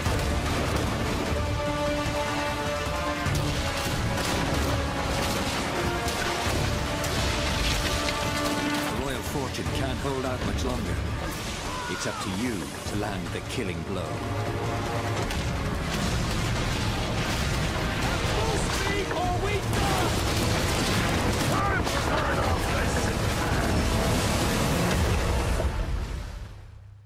Yeah, that's pretty sick. The battle is won. But the glitter of gold can turn new allies into deadly enemies. For there is no honor among thieves.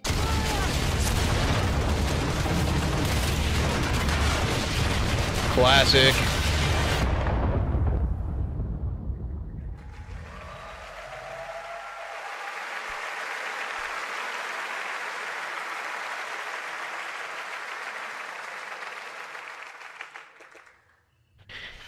Am I running this twice or something?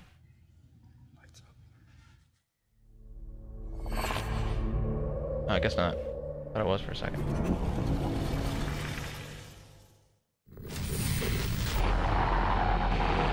To the digital space. Was that Elijah Wood? You're completely safe. Oh, I know this game. They were demoing this a few years ago.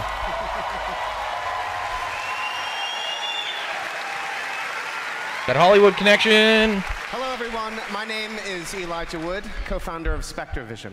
Wait, Though really? we're known for our film content, we're also avid gamers. And the opportunity to partner with Ubisoft was something we had to be a part of. And my name is Benoit Richer, game director on Transference. Together, we combine the storytelling techniques of film with the interactivity of video games, enabling us to create this unique, deeply immersive world. You'd love to see me do gameplay of this game? Wait, which game? Have Sea you of, ever or dreamed the, of the entering pirate someone game else's or consciousness, Transcendence? exploring their darkest thoughts and most I'm assuming intimate secrets? Skull and Bones. In Transference, Or with Transference, Transference, we're goddammit. bringing a no. With Transference, we're bringing a first-person Pirate, exploration yeah, game yeah. into a chilling No, the new pirate game dimension. does look cool, actually. I'm actually kind of interested in that. You must go hands-on to search Why do for you hate clues, hobbits? solve puzzles. Why would you while hate shifting hobbits? between the perspectives of each family member and attempt to piece together the mystery. This fall, in VR and on traditional platforms, we welcome you to uncover the secrets hiding in this mind-bending psychological Elijah thriller Wood that is will too leave you good with at haunting public memories speaking to be long believable. after you put down the controller. He's just way This too good. is Transference. You have an unfair advantage, Elijah Wood. You're a goddamn actor. Have the ability to memorize and deliver lines way better than anybody else here. Yeah, this game's pretty fucked. You're gonna see here real soon, okay? Game's real fucked up. Just hold still. Don't believe his lies. This game is really fucked up. It's really fucked up. It's really fucked up. I played it and it freaked the fuck out of me. I know this rig's a bit cumbersome, but that's always the way with these new prototypes, huh? And it has to do with like your kid being all dead you or have to something. do is just be. It's fucking weird. I know things haven't been so great lately, okay? I do. I've been a lousy father, I'm unable. Lousy husband, too. You know, is that real? You should go to sleep. Oh, it is. You've seen how rotten that's got. That's real, right? Yeah, that's real. I was sitting there and I was like, man, is that like is that actual footage or is that like a render? But it's not a render, it's actual footage. Unless it's just so good of a render that I can't tell. All of our sacrifices? That's my gift to you. From a distance, it looks like it could be a render. Help me, please! This game is fucking weird and creepy as shit. Dad, why are you doing this? Because I'm fucked up in the head. I love you with all of my heart. Because I'm fucked up in the head.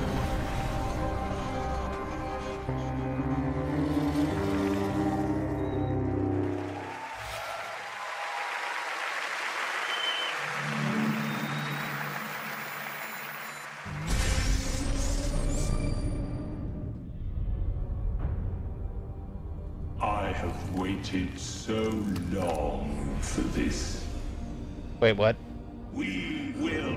So this is a new game now. Okay. World of Atlas. Is this an RTS game? Looks like an RTS game. What are we waiting for? Let's get out there. Oh. Or a... Wait, what? Go show them what Starlink can do. Ooh. Wait, what? Starfighter game? No Man's Sky ripoff? No Man's Sky ripoff? Please! Please be No Man's Sky! Please be No Man's Sky ripoff! There aren't enough of us. That would be We so need to funny. find help from every planet in Oh my god, it is! No Ubisoft Sky! We need... What's the hashtag for this gonna be? No Man's Ubisoft? Ubi Man Sky? Ubisoft's Man Sky? The more of us there are, the stronger each of us is. Oh my fucking god, it's No Man's Sky. It's literally fucking No Man's Sky, oh my god. Must feed my lead. Oh my god, it's... Wait, what? No, this just got weird. This just got weird. What the fuck just happened? What was that? Is this a kid's toy? Grax isn't going to What was that? stop Did you until see we that? end this. No. No! No, what is happening? What is this? I will finish this. It's a fucking toy? What the fuck? Please no.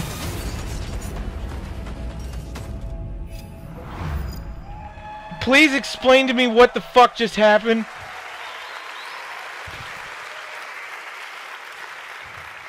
Thank you.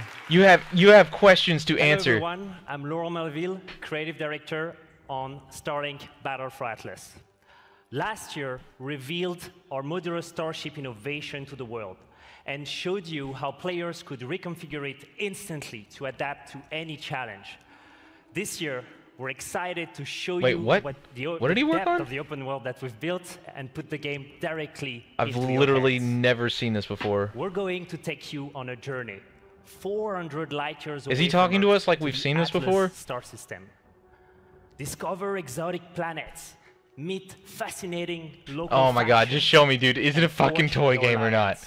What the fuck is Upgrade happening? Your pilots, starships, Wait, this game has and been gear, out? and unleash devastating combos to save Atlas from the relentless Forgotten Legion. The mission will not be easy. Hold up. Atlas is a dangerous place. Starlink and our Battle heroes will for need Atlas. all the This help out? they can get. Doesn't look like it's out. Release date. Just says 2018. I don't think it's out yet. You guys are trolling me. The fuck is this?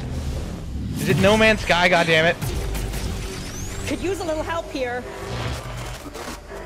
Well, let me give you this toy. Can you hear me?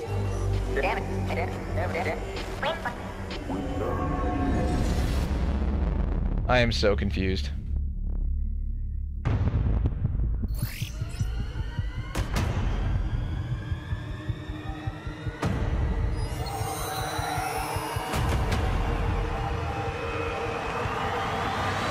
Let's rock and roll, boys. What? What is happening? Guys, can you help me?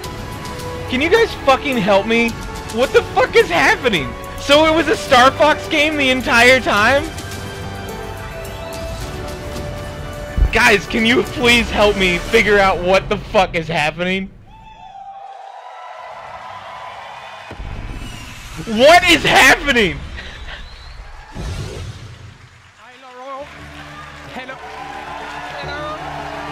What? This is a real mindfuck right now. What is going on? It is an honor to welcome Star Fox in Starlink, Battle for Atlas.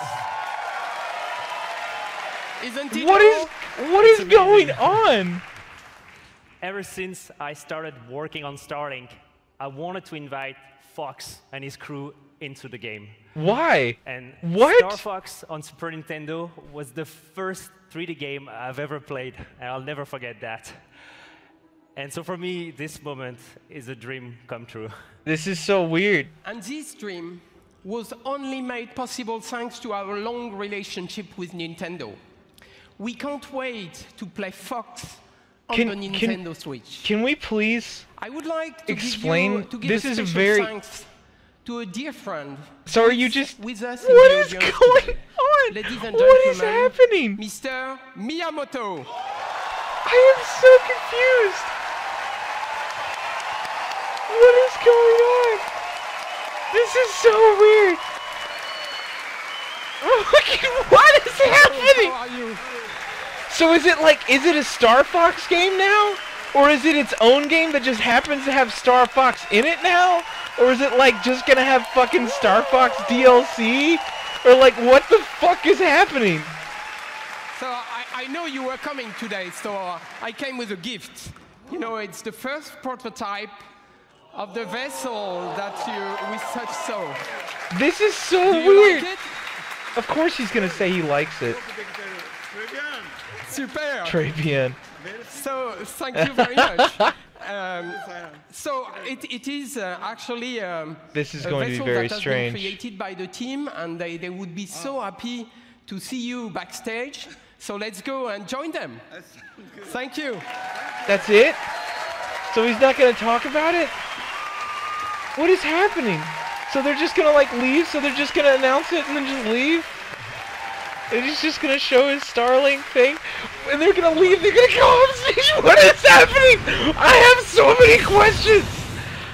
What the fuck is going on? And thank you, Eve, For everyone at E3, please stop be thanking sure to come people. by the Ubisoft Stop booth, thanking where we'll people have and a please full explain to me hands-on what demo is for you going to on. try. Star Fox is For in your everyone thing else, now. Starlink will There's a launch Star on Fox all guy. consoles on October What is 16th, going on? I'm done. Star Fox I can't as do an this. exclusive I don't know what the Nintendo fuck Switch is happening. experience.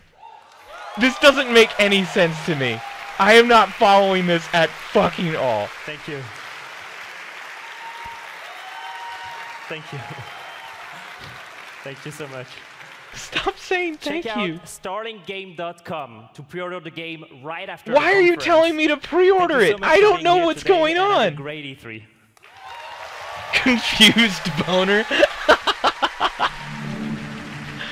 That was very strange. That didn't make any sense at all.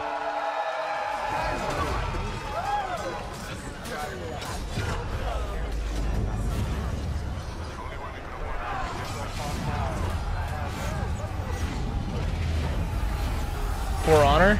New For Honor? Alright, am I gonna eat my words? If they announce For Honor 2, am I going to eat my words? Streamers. Watch him be cosplayers, like, artists, we're canceling For Honor. tournament organizers, and all of our players, you are For Honor. I swear to God, if this is another fucking Rainbow Six Siege thing where they just be like, I'm community! Soyola, creative director. Don't you Whether dare. it be upgraded stability, Don't you the dare. dedicated servers, Oh no. release of heroes, constant balancing, and new training tools, Oh no. we would not be here without your passion Is that what this and is? commitment. That's what this is. You've helped us enrich the You better experience. announce something new. Thank you. Is that it? You do not walk off that stage. But You have come out actions here. speak Say louder something. than words, right? Yes. In celebration of E3, we are inviting new players to join. So, What? if you haven't played For Honor yet, That's not how this works. now is your chance. That's not how this works. Starting today and until Free? next Monday, Free. we are giving away the PC Starter Edition on Uplay. Download For it free? this week on PC, and it's yours. Get it free. For That's what it free. is. That's what this is. This is For Honor dying. This is For Honor dying. That's Join what the this fight is. with us. This is them being like, okay, it's dead. Just fucking That's not do all. something. Because building on everything that we've learned, Oh, you gonna When prove me I'm wrong? ready. You gonna prove me wrong? expand our world. Oh, ooh, ooh. Oh my God, they're gonna prove me wrong. They're gonna make me look like an idiot. Make me look like an idiot. Do it, Ubisoft. Make me look stupid.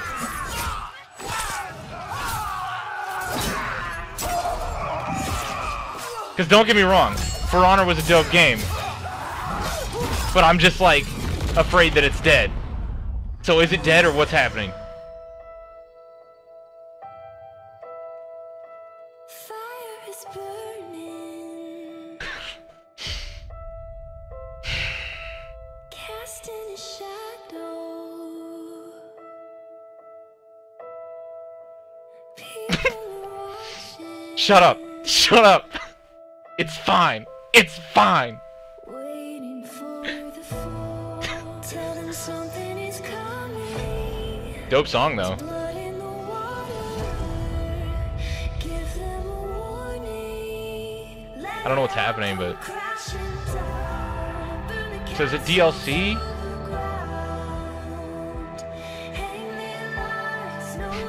Watch this all be a promotion for the free starter edition.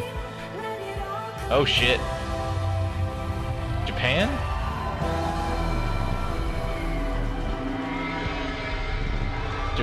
Wasn't Japan already there? Oh, it's just, is it just like new, oh, it's new characters. So it's like Rainbow Six Siege model, so it's new characters.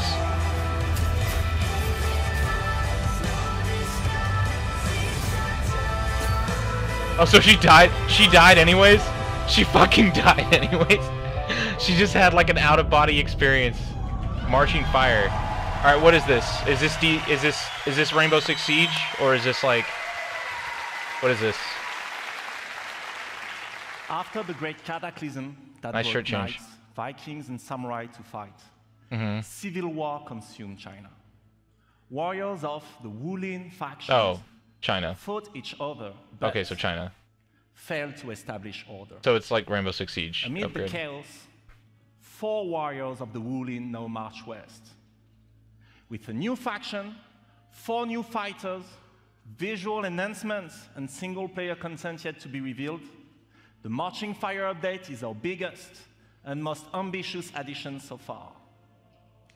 But this update would not be complete without answering a huge request from our community. A new 4v4 multiplayer mode fulfilling the classic medieval fantasy. Okay. You know what it is? No, I don't, The obviously. Castle Siege. So please, allow me to introduce you to this new mode, Breach.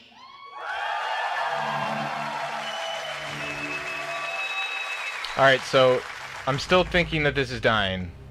Because if it's not a new game, then they're not franchising it, but they're giving it away for free. But they're also... That's what they're doing. I think they regret not making this free to play. So this is them adding in new modes, and this is adding new content while simultaneously making it free. So hopefully getting more people to get it for free, because it's not getting the reception that they maybe thought it could. I will say, I feel like this game would have made a pretty dope free-to-play game. In fact, like, they probably could have done a lot with that, actually. Like, because think about it, like, the customization options and shit for a game like this are just way more than Siege. Like, with Siege, like, you can get, like, what, little fucking baubles for your goddamn gun, but for this, like, you can completely customize your character. And it would be in a way that doesn't actually, like, it doesn't harm the game, the gameplay. Like, it could still be a really balanced experience, but have, like, intensive customization. So, like, I feel like they maybe kind of regret not making it be free-to-play, because it probably would have been insanely more successful, and possibly even more profitable if they had gone that route, but maybe, I mean, I don't know. You think they're doing this because For Honor 2 is being made? I don't know, man.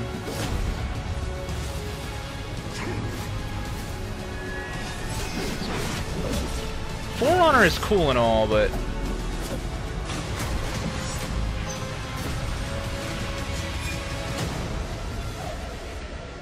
Can I get paid to play For Honor? Maybe, depending on who you are. It's very repetitive, though. Like, the gameplay for For Honor is very repetitive, but it's repetitive in a way that's, like, not interesting. Because Rainbow Six Siege is also repetitive, and hell, even that got old. That got old after a certain amount of time. But, like, For Honor feels even more repetitive. Like, it's... I feel like there's more options to have interesting experiences. Hi everyone, I'm Delphine Dosset, brand director on The Crew 2. In just a few days, Does anybody care about The Crew? Yours. Does anybody play The Crew? Freedom to get your hands on your dream car, bike, boat, or plane, Yeah, I didn't think so. and unleash your passion for motorsports.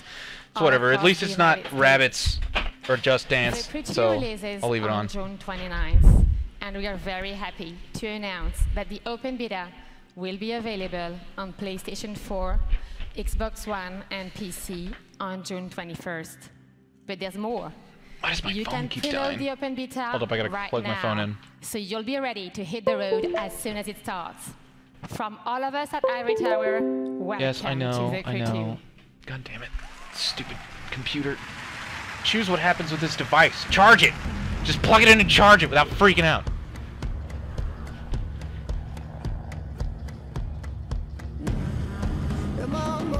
I mean, the planes are maybe kind of cool. I've never played with the planes in The Crew. Maybe even the boats, but I gotta be honest, I'm really fucking tired of car games. Like, I really don't give a shit about car games. There's already been more than enough car games that are just, like, perfectly fine. I don't know why we need more car games in the world. Other than everybody just trying to jump on the car game trend.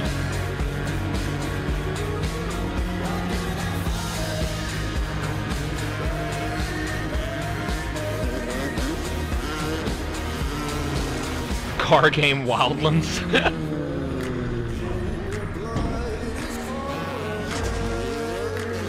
So far, there has been nothing in this event that has, like, blown my mind. Like, it's all cool, but there's nothing truly, like, mind-shattering so far. Yeah, no, the trailer's dope. Yeah. All the trailers are dope. But that's the problem. You're not playing a trailer. You know, like, if I was playing a trailer, that would be... That's why I keep saying, like, I would almost watch a lot of these things more if they were like a movie. I would even buy them. Like, I'd go to the theater to, like, watch some of these things. But, like, play them? Spend, like, tens of hours in them? Like, I don't think so.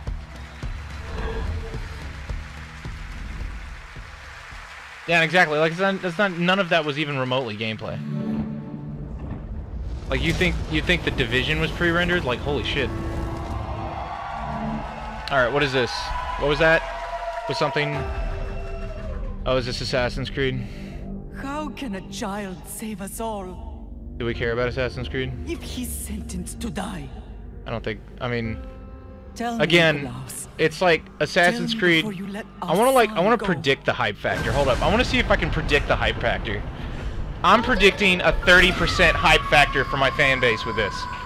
Let's see what happens. Where we begin. Because that's how I feel about it. Like, this is a 30%er for me.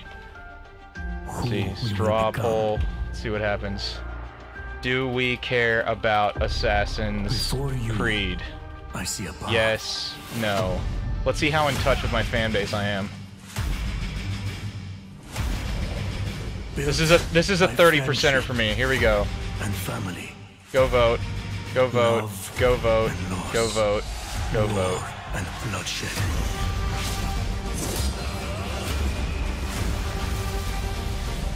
Here we go.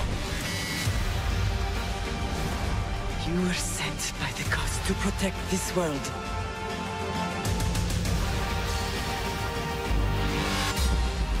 You carry the blade of Leonidas.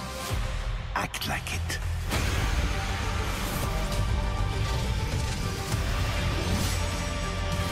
Alright, fair enough. 44%. As you write your odyssey across the mountains, a little bit more hype than I predicted, remember, but not significantly so. The fate of Greece journeys. No, see, I don't dislike Assassin's Creed. That's what I'm saying. That's why it's like a 30%er for me. Like, it's not like Rabbids where it's like a 5%er. Like, Assassin's Creed is dope. It's just not something that I play very often.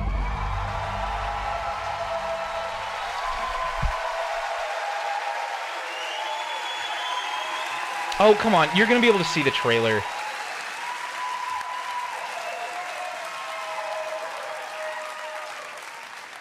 Thank you. Thank you.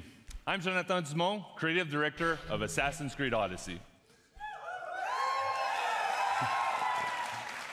Assassin's Creed Odyssey is more than just an adventure. It truly is a role-playing journey. You will explore on land and sea. God damn it, sorry. One of the most See, like, I like the and last influential Assassin's Creed. I settings just in don't human history. Ancient play it. The golden age of Athens saw the rise of democracy, modern medicine, revolutionary art, and Western philosophy. I mean, it definitely But it has was also a time great of war. artwork. A devastating So wait, is this a conflict new between one? Sparta Oh, it's a and Sparta. Athens. The Oh Peloponnesian shit. War divided Oh, the this one's Greek gonna world and explode changed the course of history. because of 300. In this world of contrast and opportunity, this land shaped by the gods rages a battle between order and chaos. This is where your adventure begins. You, a simple mercenary, an outcast, to take on an incredible quest to save your loved ones and become the legendary Greek hero Greece desperately needs. Our teams in Quebec and from around Bitch, the don't world say the 300 movie is ass. have You know that's spent not the true. last 3 years putting all their energy, passion, and dedication into Or this if it is project. ass, it was intentionally We have continued ass. to transform Assassin's Creed into an epic RPG. 300 movie is not the kind of movie that you're like, man, that movie An sucked. Like that's RPG that's in not which even you what it's will not about. just You know, play like, an Odyssey, but your Odyssey, shaped by your bitch, actions. what do you mean and 300 was so inaccurate? It wasn't supposed to be accurate. And the first choice you'll make. It was a bunch of at like the start of white the game dudes from is Texas. to choose your Like character. it was that movie was fucking like America. It was America. It was comics. Alexios? Exactly. Like Or Cassandra. yay! Equality. And you play that character for the entire game. You share the bloodline of a legendary Spartan hero and bear his mysterious weapon. I mean, again, I don't really care. It doesn't matter. It's just funny. It's just funny when it's like your turn. When it's obviously something that they're doing not because they want to, but because they're like forced to. You know, like Fallout. Fallout has always had like genders that you could choose, and you could play the entire story as like either one. But that's because they like did that on purpose. So maybe they were in touch with something greater. His blood and the strength he possessed. But this just seems kind of reactive. The Broken Spear of Leonidas gives you access to powerful ranged, combat, and stealth abilities that you can unleash on your enemies.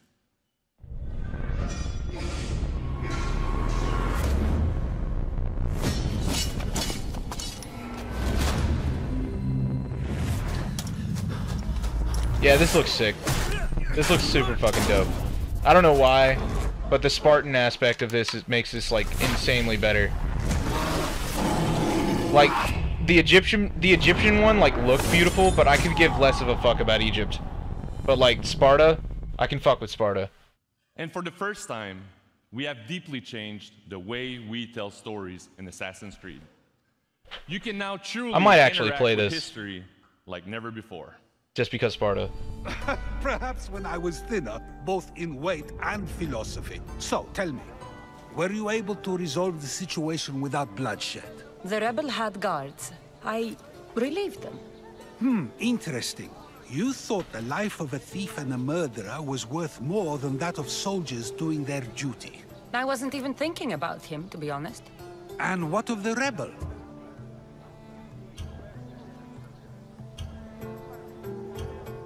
He should be halfway to Mykonos by now. Oh, really? You let that lunatic run loose? Are you sure that was wise? I'm not sure approaching you was wise. Our choices are like ripples on water. They seem tiny and insignificant at the beginning, but they can become devastating tidal waves by the time they run their course. Okay. Over the next few days, you can experience this for yourself here at E3 in our playable demo. And for you at home, here's a full gameplay sequence of Assassin's Creed Odyssey. Yay. Thank you and a great E3. What does he mean for you at home? Does that mean like nobody else gets to see it? Yeah, I'll just wait. Dicks.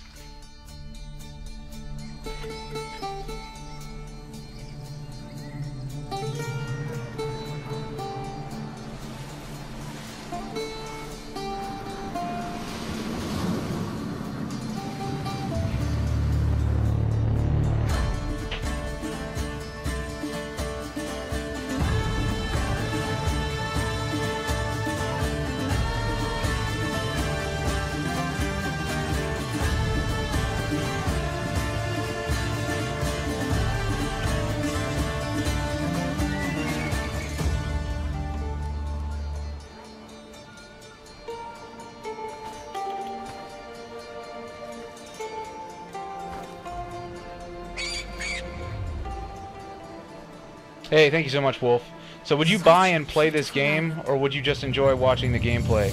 I don't really enjoy watching gameplay, honestly. But then again, I don't know, maybe you're right. I'd have to find somebody that plays the game the way I'd want to. I just don't have time to, like, watch other people play gameplay, which is an ironic thing to say, but you guys know how I feel about streamers. I don't know why you guys like watching me play games. Built from the But, I don't know. It looks cool. Legendary Iraklis. Read me the note again. I'll just have to see what the gameplay is like. Because it is Spartan, and that's dope. We are a small but fierce group of rebels. But at the same time, like, if it's the exact same gameplay as the previous Assassin's Creed, oppressors. A warrior named Diocles fights with them. None who face him survive. yeah. Also Please, the acting, our people are dying. like Signed, the lip sync is pretty bad. Like, it's nowhere near as good as a lot of other games we've seen recently. What did your informant tell you? Word has already spread of you sinking those ships. There's a price on your head. Whew, that didn't take long.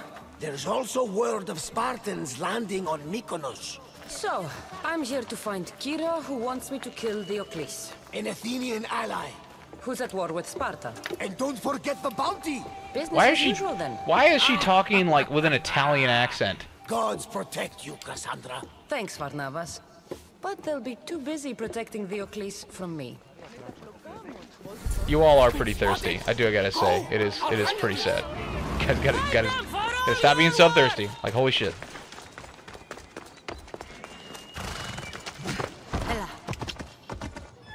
You guys are the kind of guys that buy Lollipop Chainsaw just so you can try to look up her skirt, aren't you? Isn't that what it is? Definitely what you guys are. Y'all creepy. Y'all creepy. We're mostly virgins. Mercenary, this can't be good.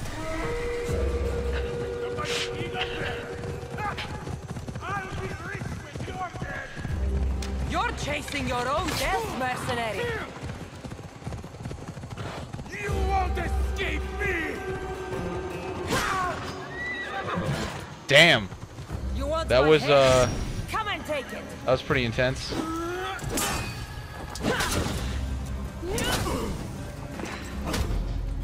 You can't defeat me! I've never enjoyed the combat in these games. The combat in these games has always been very uninteresting. And it goes between being way too goddamn easy and way too goddamn easy, I guess. Like the Egyptian one, like, what was it? I think it was Assassin's Creed 3, was it? The one with like the Civil War or like the Revolutionary War or whatever. And it was just like ridiculous. I tried to die. It was literally harder to kill yourself or to be killed than it was to kill literally every other person. Like it was actually difficult to get yourself killed. Like it hurt. Or it didn't, I guess, specifically.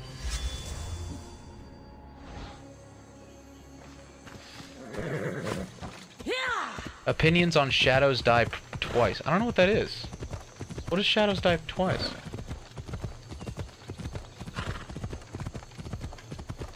Looks buggy? How do you know it looks buggy? Oh wait, oh you mean Shadows Die Twice looks buggy? What is that? Varnavas was right. Just remind me to look at that later.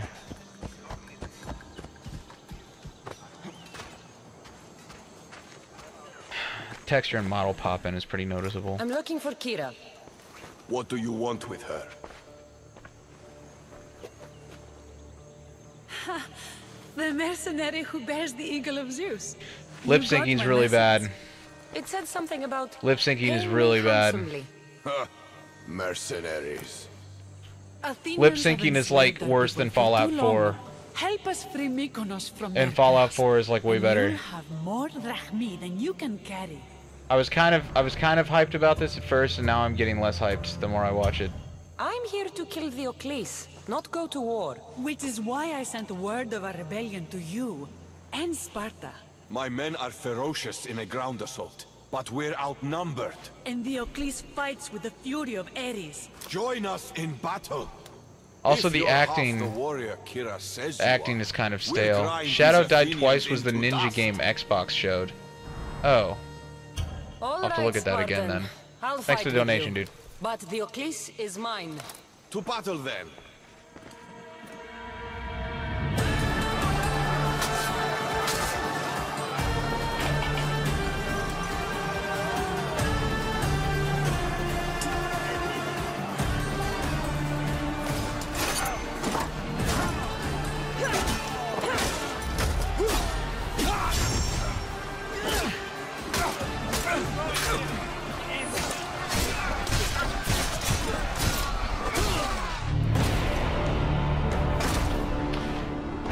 Yeah, never mind. I forgot that I don't really like these games.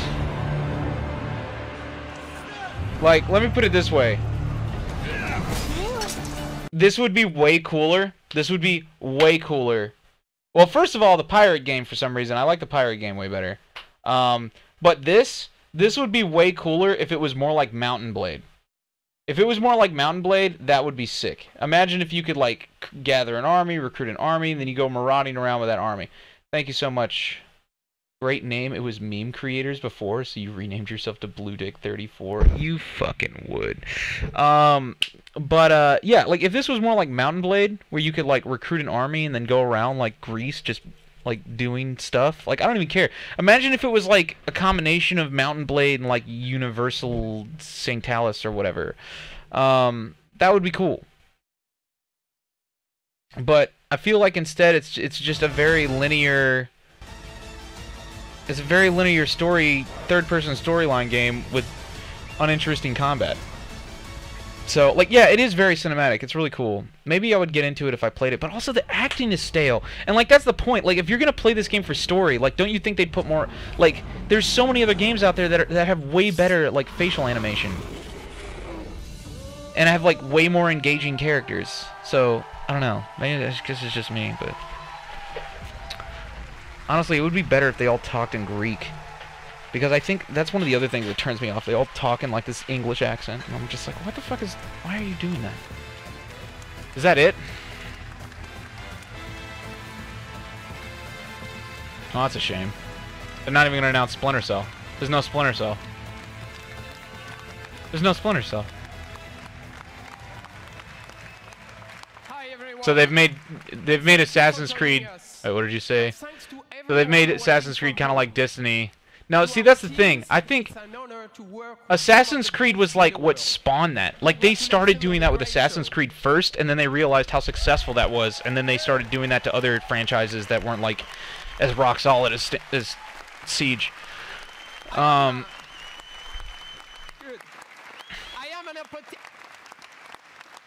am an optimistic guy, and I am particularly excited about the future of technology and the positive. You better pull a fucking EA and have a surprise trailer for Splinter Cell after this.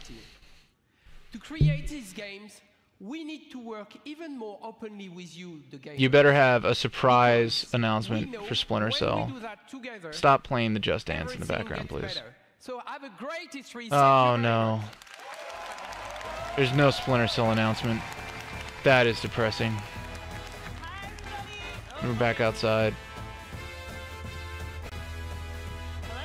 So there was a Rainbow Six Siege showcase where they didn't say anything new. Was there literally a single thing that happened during this entire conference that we're actually interested in? I would say the most interesting thing that they released was The Division 2, which is not a good thing. How you guys doing? Excellent. Yeah, you super excited? excited. Yeah. Amazing. Well, congrats on the exciting reveal at the Microsoft conference, and obviously the amazing news during the UB conference. See, you know what's funny? Look at this. Look at all this stuff. Look at how different it looks from the. Look at how different it looks from the trailer. That they did that pre-render. Did you see the pre-render? They did the pre-rendered gameplay, and then look at how completely different this looks. Everything.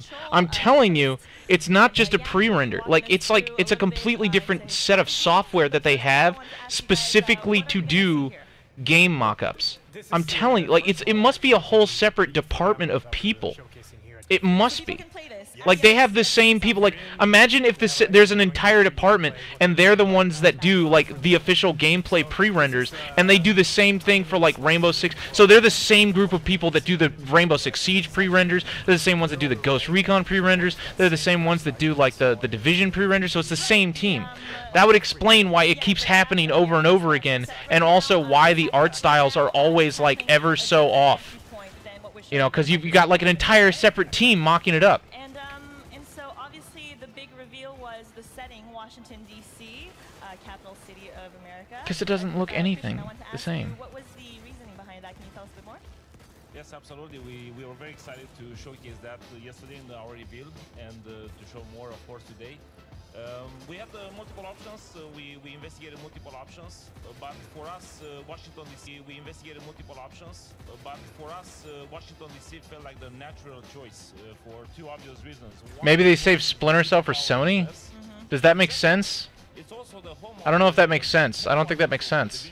Does that make sense? The Division agents, right? That's awesome. And I can see Yeah, and I'm also not into third-person games either. God damn it. It's just nothing. There's nothing for this one. Not feeling this at all. Several months after the events in New York City. So the summer, the season allow us to showcase a vibrant city where nature is now taking over the city. It's beautiful. Hey Yannick, can you do just like a pan? Oh, I guess you're in action right now, but just like the pan of the city here. I mean, obviously It's beautiful in its own way. It's got character. Yannick, why don't you tell us a bit more on how you plan to tackle your playthrough?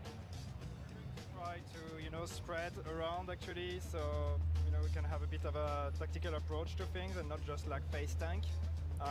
So that's we'll see how that plays out.